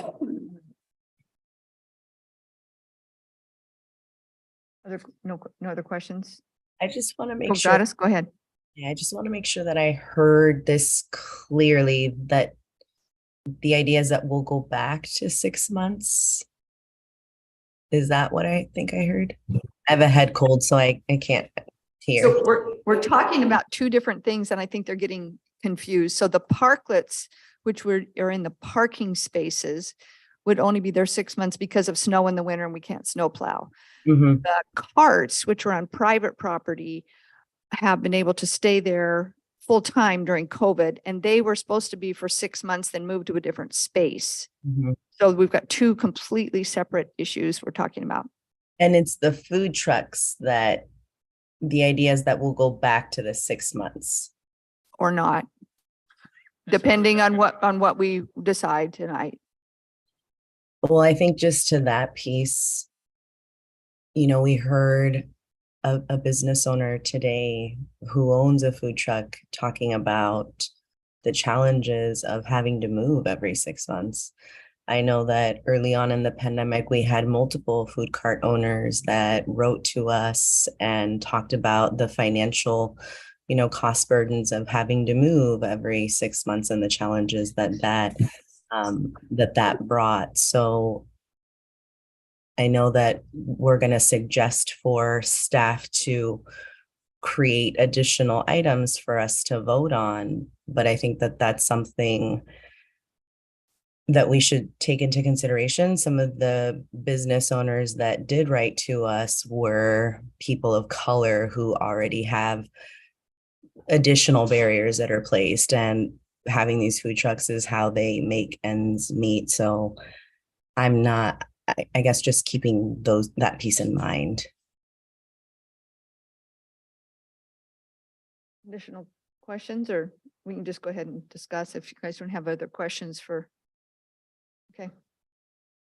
Let's try and keep these separated because they get confusing, I think. Let's just talk about the parklets, which are the things that we are talking about doing for approximately 6 months, because we don't want to have them in there when it's snowing, we have to snow plow. And these are things in the public right of way in a parking space. Only so many are allowed per face of a block. You can't have, 5 parklets in a row and 5 parking spaces.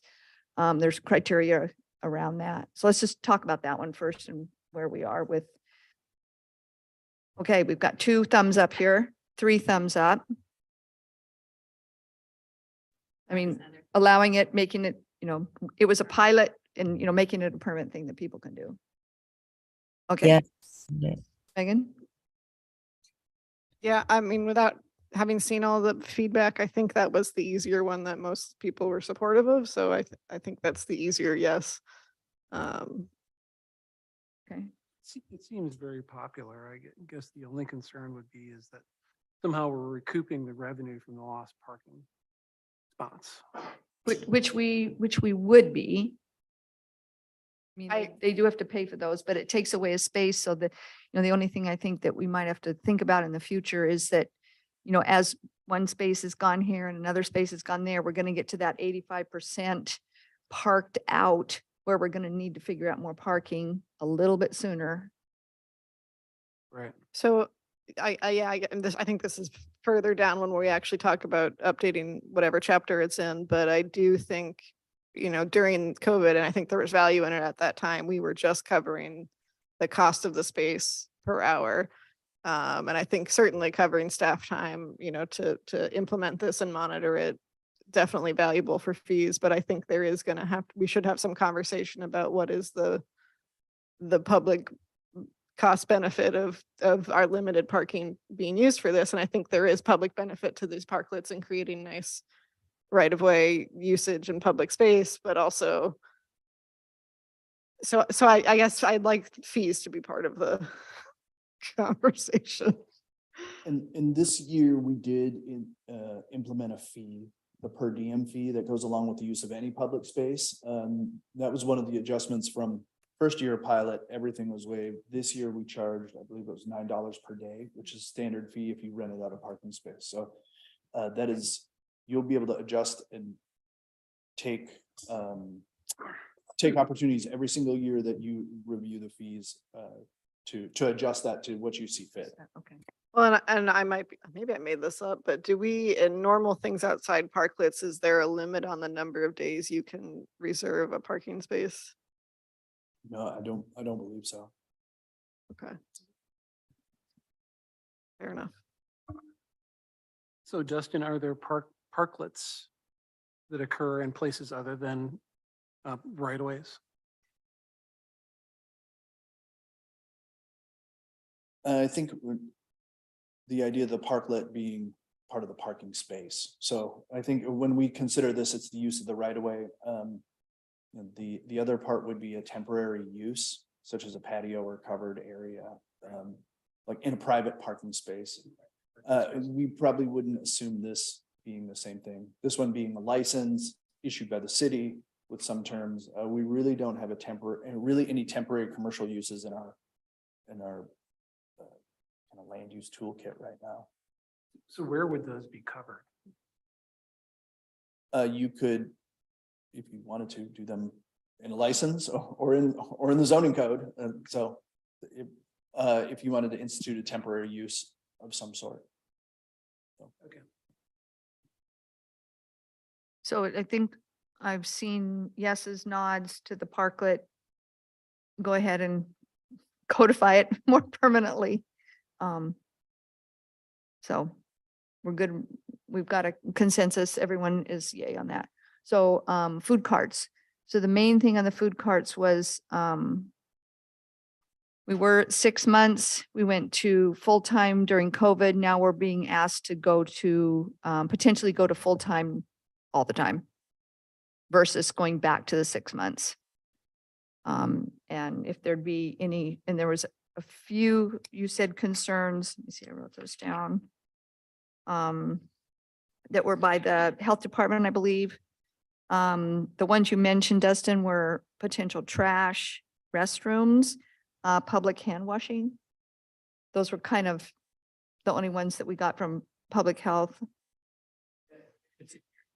Engineering is definitely interested in fats, oils, and grease, which is a pollutant. Okay. Much like with every food establishment, handling in that respect. Basic site conditions. I think a concern of the health department is they don't handle site conditions. They handle the confines of the cart, the food handling. And once you leave the cart itself, that is not their jurisdiction or authority. So they wanted to make sure that they had some partnership and buy-in from us as the locality, that we understood that they cannot be code enforcement for nuisances on the site, that we understood that we would have to step up and do that if it became an issue. And then in terms of land use coordination, just making sure that anything harmonizes with the land use code, that we don't have our codes speaking two different languages. And if there was any consideration for a pod. At some point, we allow a food cart by license. At what point is there a cutoff that you would consider when more than 5 carts occur on one site, that we maybe transition from just a license to something a little more intense or prescriptive in terms of regulation and oversight? And you would address these as you go through the process? Yeah, we could draft something, again, based on best management in the area and really what our code fitting to our code. I think the biggest question on a non-technical side is, do you intend, or is it your interest to go to 12 months? With respect to like having it be 6 months seems making these things more problematic. So if they have to move and then they have to establish all these things at a different site every time, that doesn't seem to satisfy the concerns of, the health department, right?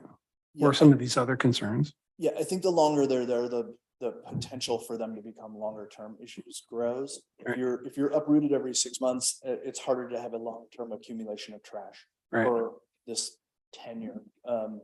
So I guess the interest changes and the issues become like, if this is a permanent fixture, albeit a mobile permanent fixture, having some of these other sideboards in place was of increased importance to the health department as one of our partners. I guess I just, when you were saying that, I would think the opposite. Because I would feel like if I personally own one of these cards and I was going to be able to stay in it permanently, I would want to spend more money on it to do more improvements, to make it look better, to enclose the trash or figure out the bathroom situation. If I was only going to be there 6 months, it's like, well, what the heck, who cares? You know, I'm going to have to move in 6 months anyway. I mean, I guess I would just look at it differently personally if it was mine. Yeah, So, that's where I was coming from too. yeah. So I think you could look at it either way. So thanks. I was just What do gonna you think? say that I don't feel the need to keep moving them, to keep moving food carts. I do think there's some good pieces to consider for the public health.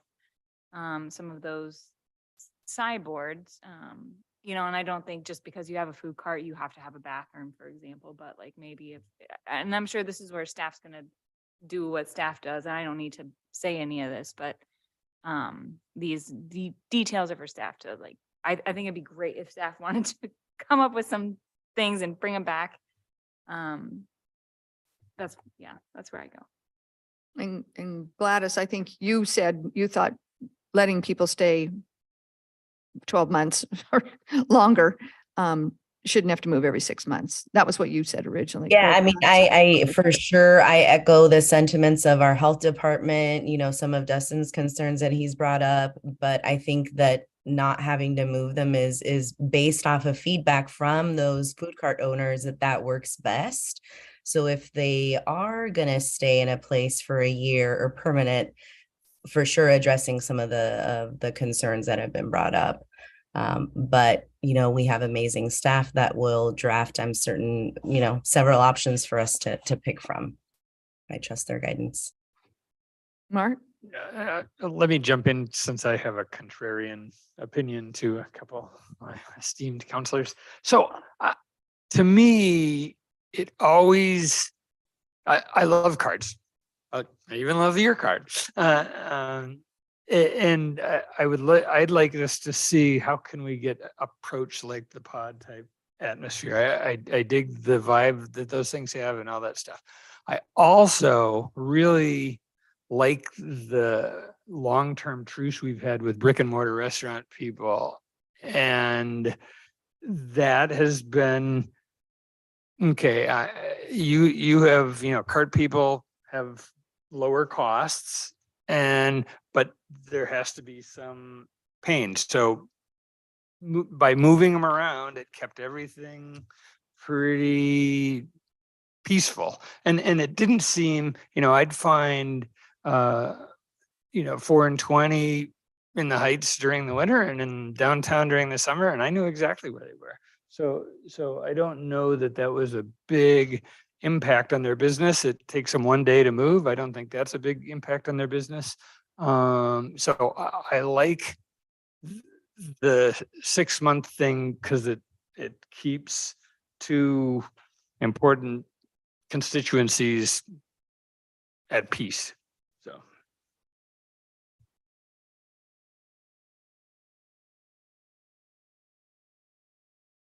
Thoughts? I mean, this is one where I do want to see all the feedback because I don't feel like I'm informed enough to have a real opinion at the moment. I mean, I definitely see the value in not moving for the business and for customers to know where things are, but yeah, what the cost of that is, or if suddenly creating a land use process for them to go through is going to actually create more hurdle. Like, I don't know. I would like to defer my opinion. Question for staff, is it just a matter of putting an X in the draft code and then, so can we punt this? I mean, I think there's consensus that we like cards. Is it just a matter of punting on the specifics of move them or don't move them. Does that make sense? That's really what it comes down to. I mean, the code covers up to 6 months. And there's if you take 6 months in one day or put one seat there, you're in a land use process. So it really comes down to 6 months. We can dial it in however much you want, but that's really the fundamental question that we're asking into your direction on, because it's not science, it's values based, it's not science. So I can build the technical parameters around whatever number you want, but it is really it's up to you to decide that whether to keep them at 12 or not. I wonder that if a 12-month move kind of walks that line between like, they still have to move, that's a bummer. But it's not as frequent, and so maybe it eases that, spreads that pain around with the brick and mortar folks. I just don't think the brick and mortar folks have been, I mean, they haven't had to move for 2.5 years, 2 years. I mean, COVID hurt everybody, but I don't think it hurt brick and mortar especially. Other than people didn't want to go inside, but it didn't have anything to do with, it had to do with COVID. That's what it had to do with. I mean, we've seen places that have now 2 carts. They have 2 exact same carts. And then they just move the other one in with a different license plate. So they had to buy 2 trucks that are identical. So they could say, well, we moved it, we put a different one in. And then brick and mortars that also have gone to carts and brick and mortar. I haven't heard people complaining now. I am anticipating them saying, okay, there was a special deal. And now you're making it, you're going against the long held agreement by not reverting. That's what I'm anticipating. And I mean, we'll see a room full of people. But I just think that having how many we got responses of 2,000. We've gotten 2,000 responses. I mean, that's probably the most responses we've gotten for anything we've ever surveyed. And so, I mean, I think that if 75% of those says, why in the heck are you making those people move? I mean, that kind of speaks to it. Well, if the 25% are all restaurant. Huh? Yeah, but we don't know. This comes back to, I'd like to see though. And I feel like the brick and mortar people could be all lined up out here tonight. Where are they? Here we are discussing it. It was on the agenda. Where are they? What I'm hearing you say, Mark, really the intent of this. Can you guys talk into the mic? Sorry, I can't hear. That's okay, sorry. What I'm hearing you say is that the intent of the 6-month move was to reduce the impact of the carts on the brick and mortar restaurants, or at least the That's been perception. my understanding. Yeah, or at least the perception of it.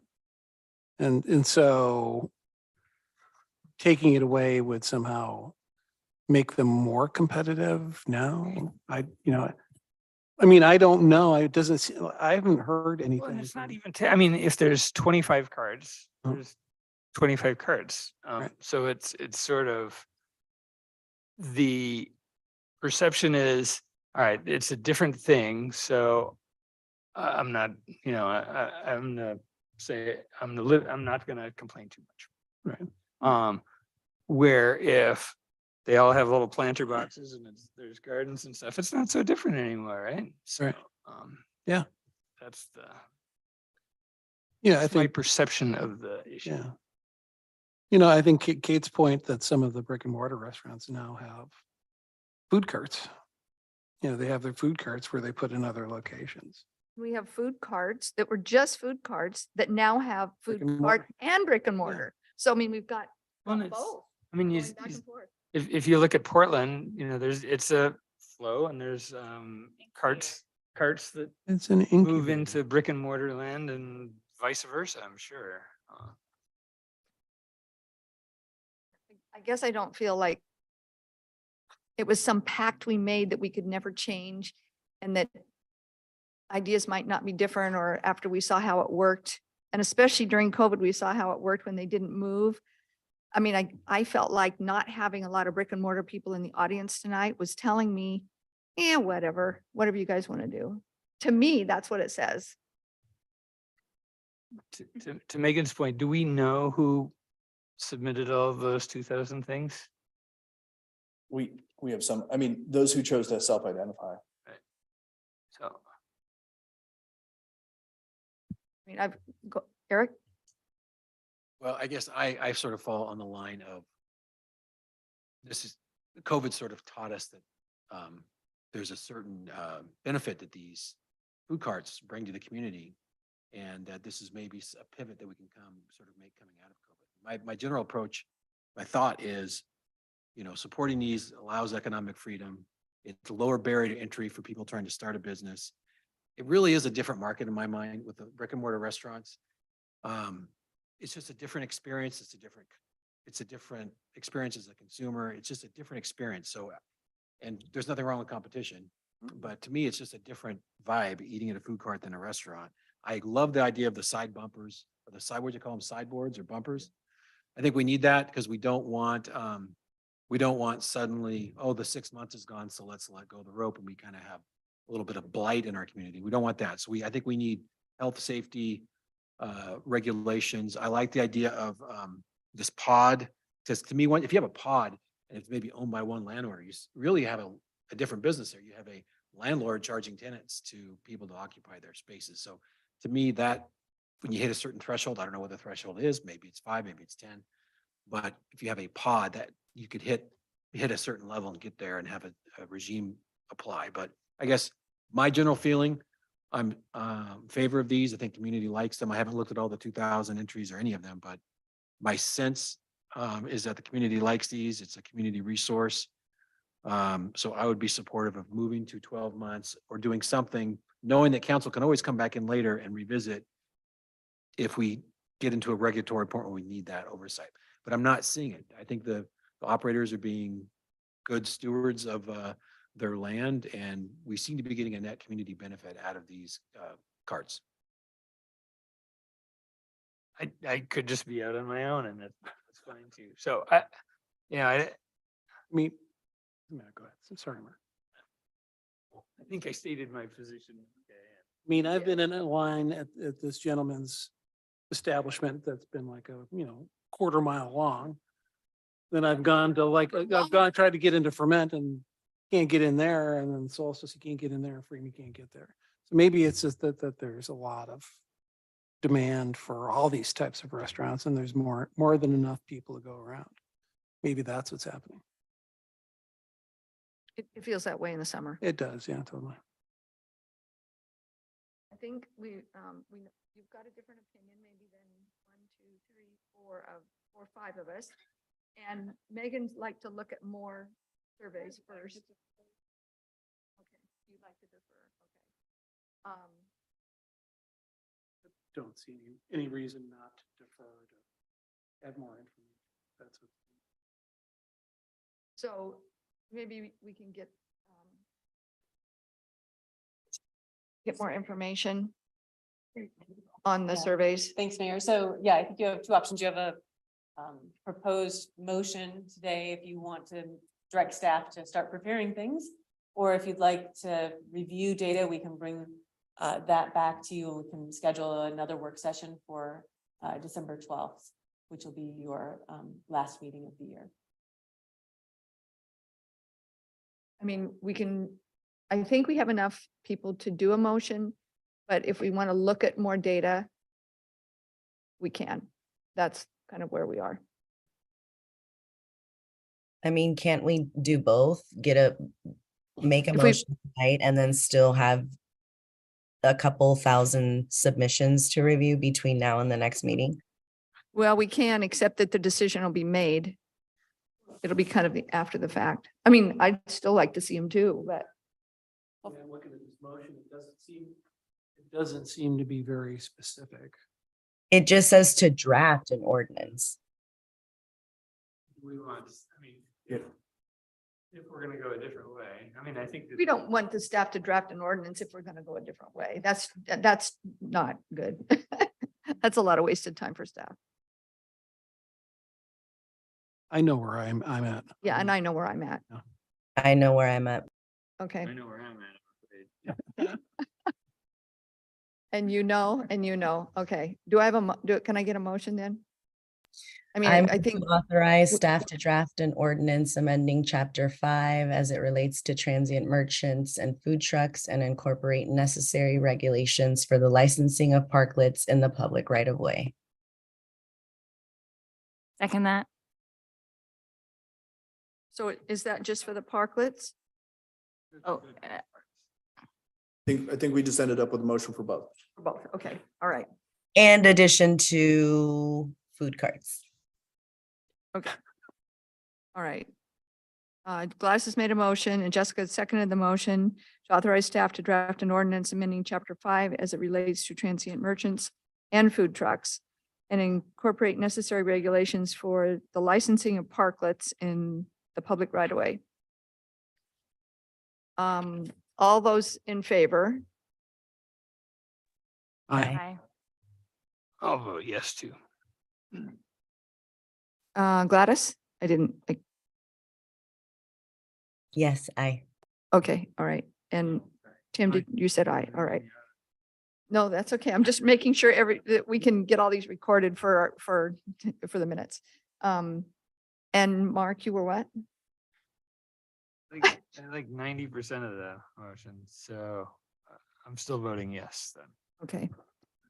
Megan? Well, I mean, you don't have to say yes right now. I can. I mean, can I include my reason for voting no as I am supportive of parklets. I think I'm probably supportive of food trucks. I just don't feel like I have enough information to make a decision yet. So I'm gonna not. Okay. All right. Abstentions? Nays? You're nay. Okay, Megan votes nay. And I vote yes. All right, there we go. We're gonna adjourn the work session. I actually still want to see those. I mean, I know we made a motion, but if there's some way that's not going to take staff hours and hours to get us that, I'd love to still look at that stuff. Yeah, we have an easy way to batch them. Okay. The hours will be your time reading them, but we Okay. can process them rather Okay. quick. Yeah, it'll be something easy.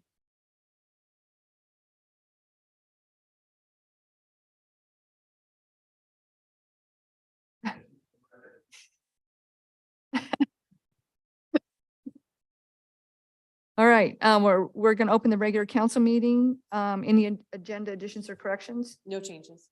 All right, consent agenda? I just real quick, page 150, the minutes, the motion includes moving to the consent agenda, the letter of commitment for fire, and it's after the consent agenda. So can we scratch that phrase? Thank you.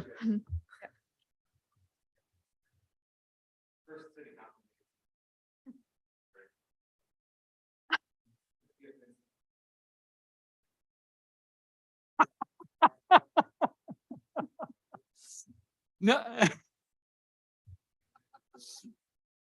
This happens to us every day. Since the motion went his way. Shake your fist at least. Yeah, yeah. Cut that line down. Don't like to wait. Okay, and which paragraph? was Can that? you say that again? I didn't hear it. Sorry. Page 150 of the packet,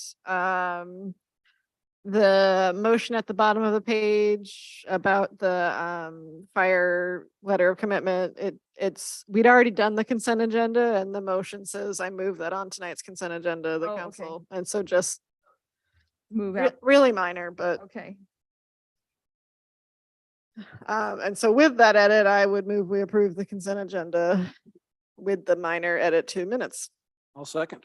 okay. Megan's made a motion to approve the consent agenda with the change on page 150 regarding the motion, and Tim has seconded that. All those in favor?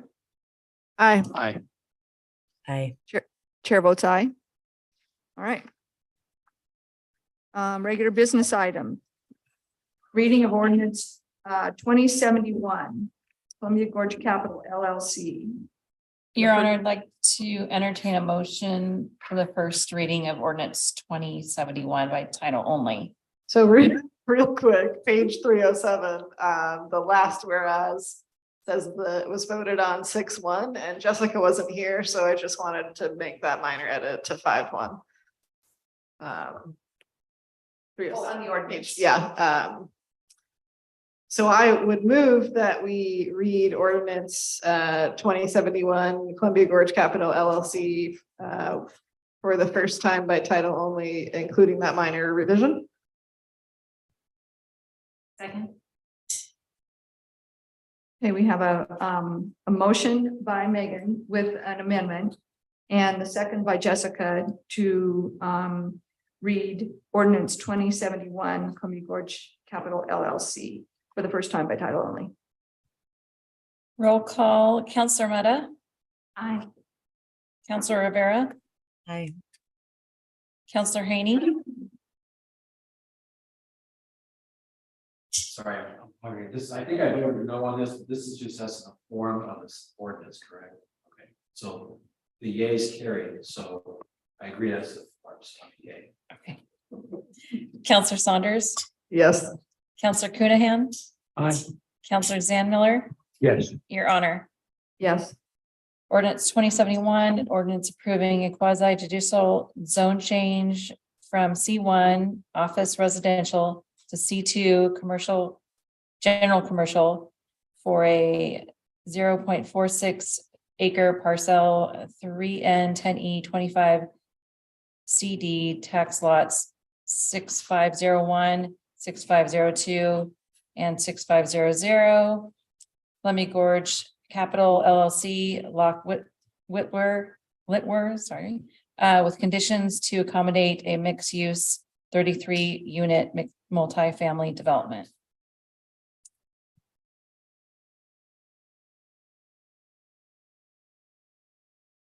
Second readings next meeting. All right, thank you. All right, Mayor Call, I just have one thing. We're going to do an executive session this evening. And one of the things we're going to be going over is Abigail's review for the year. And she won't be in on that conversation, just as we did it last time. And so we will do that with her next time.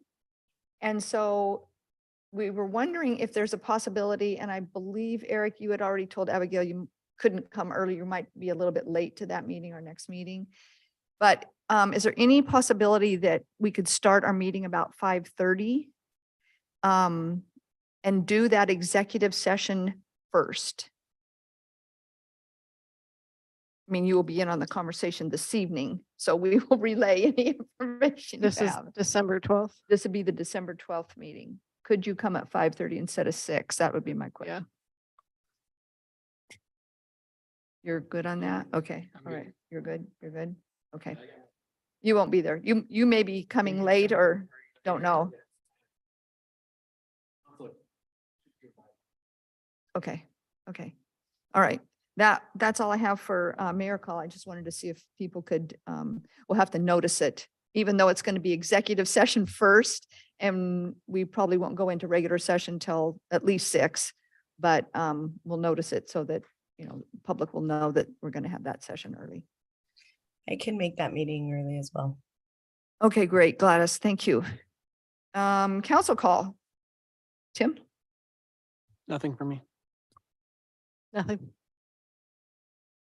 I'm excited about Saturday. So that'll be fun.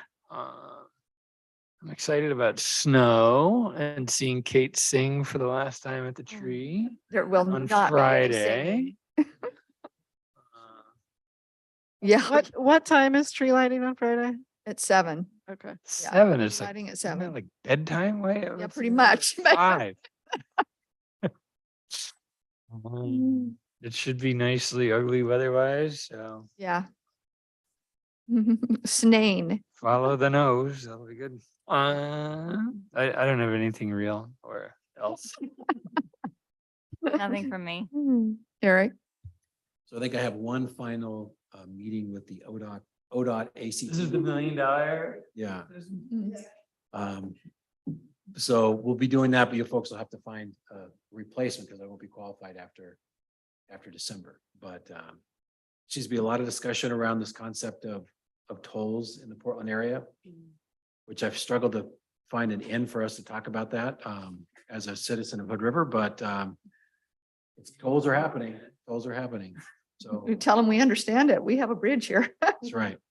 So, but anyway, there's one more meeting left. So I will attend dutifully. That's all I have.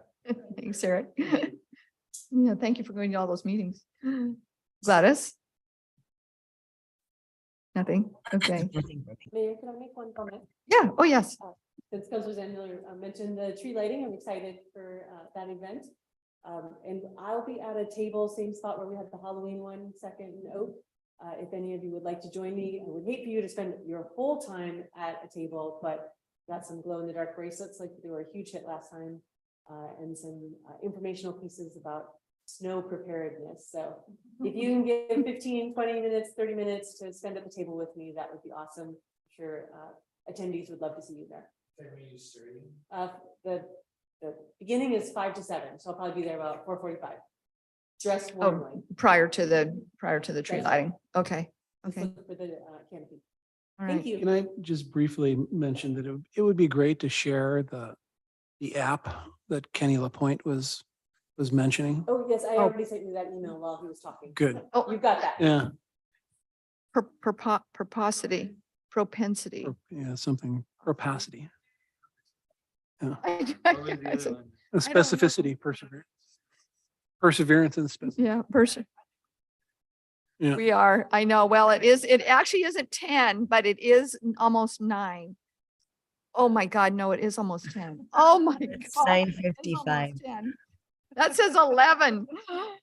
Oh, no wonder we're getting rummy. I'm way past my bedtime. Okay, I have a script for the executive session. So, Oregon Revised, the city council will now meet in executive session pursuant to ORIS 192.6601E to conduct deliberations with persons designated by the governing body to negotiate real property transactions. And also ORS 192.6601I to review and evaluate pursuant to standards, criteria, and policy directives adopted by the governing body the employment-related performance of the chief executive officer of any public body, a public officer, employee, or staff. Representatives of the news media and designated staff are allowed to attend the executive session. All other members of the audience are asked to leave the room. We have no one here.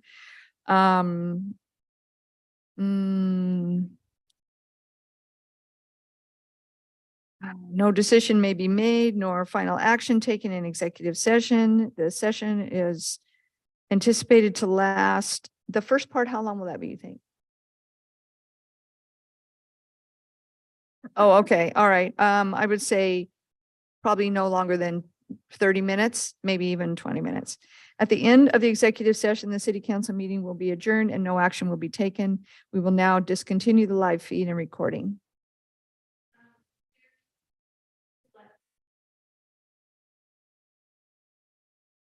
Okay.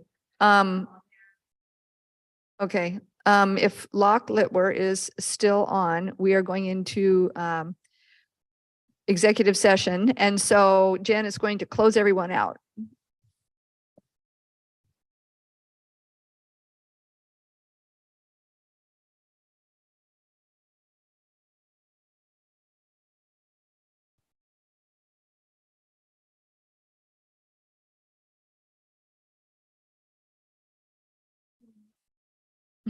No wonder I'm tired. I thought it was only 9.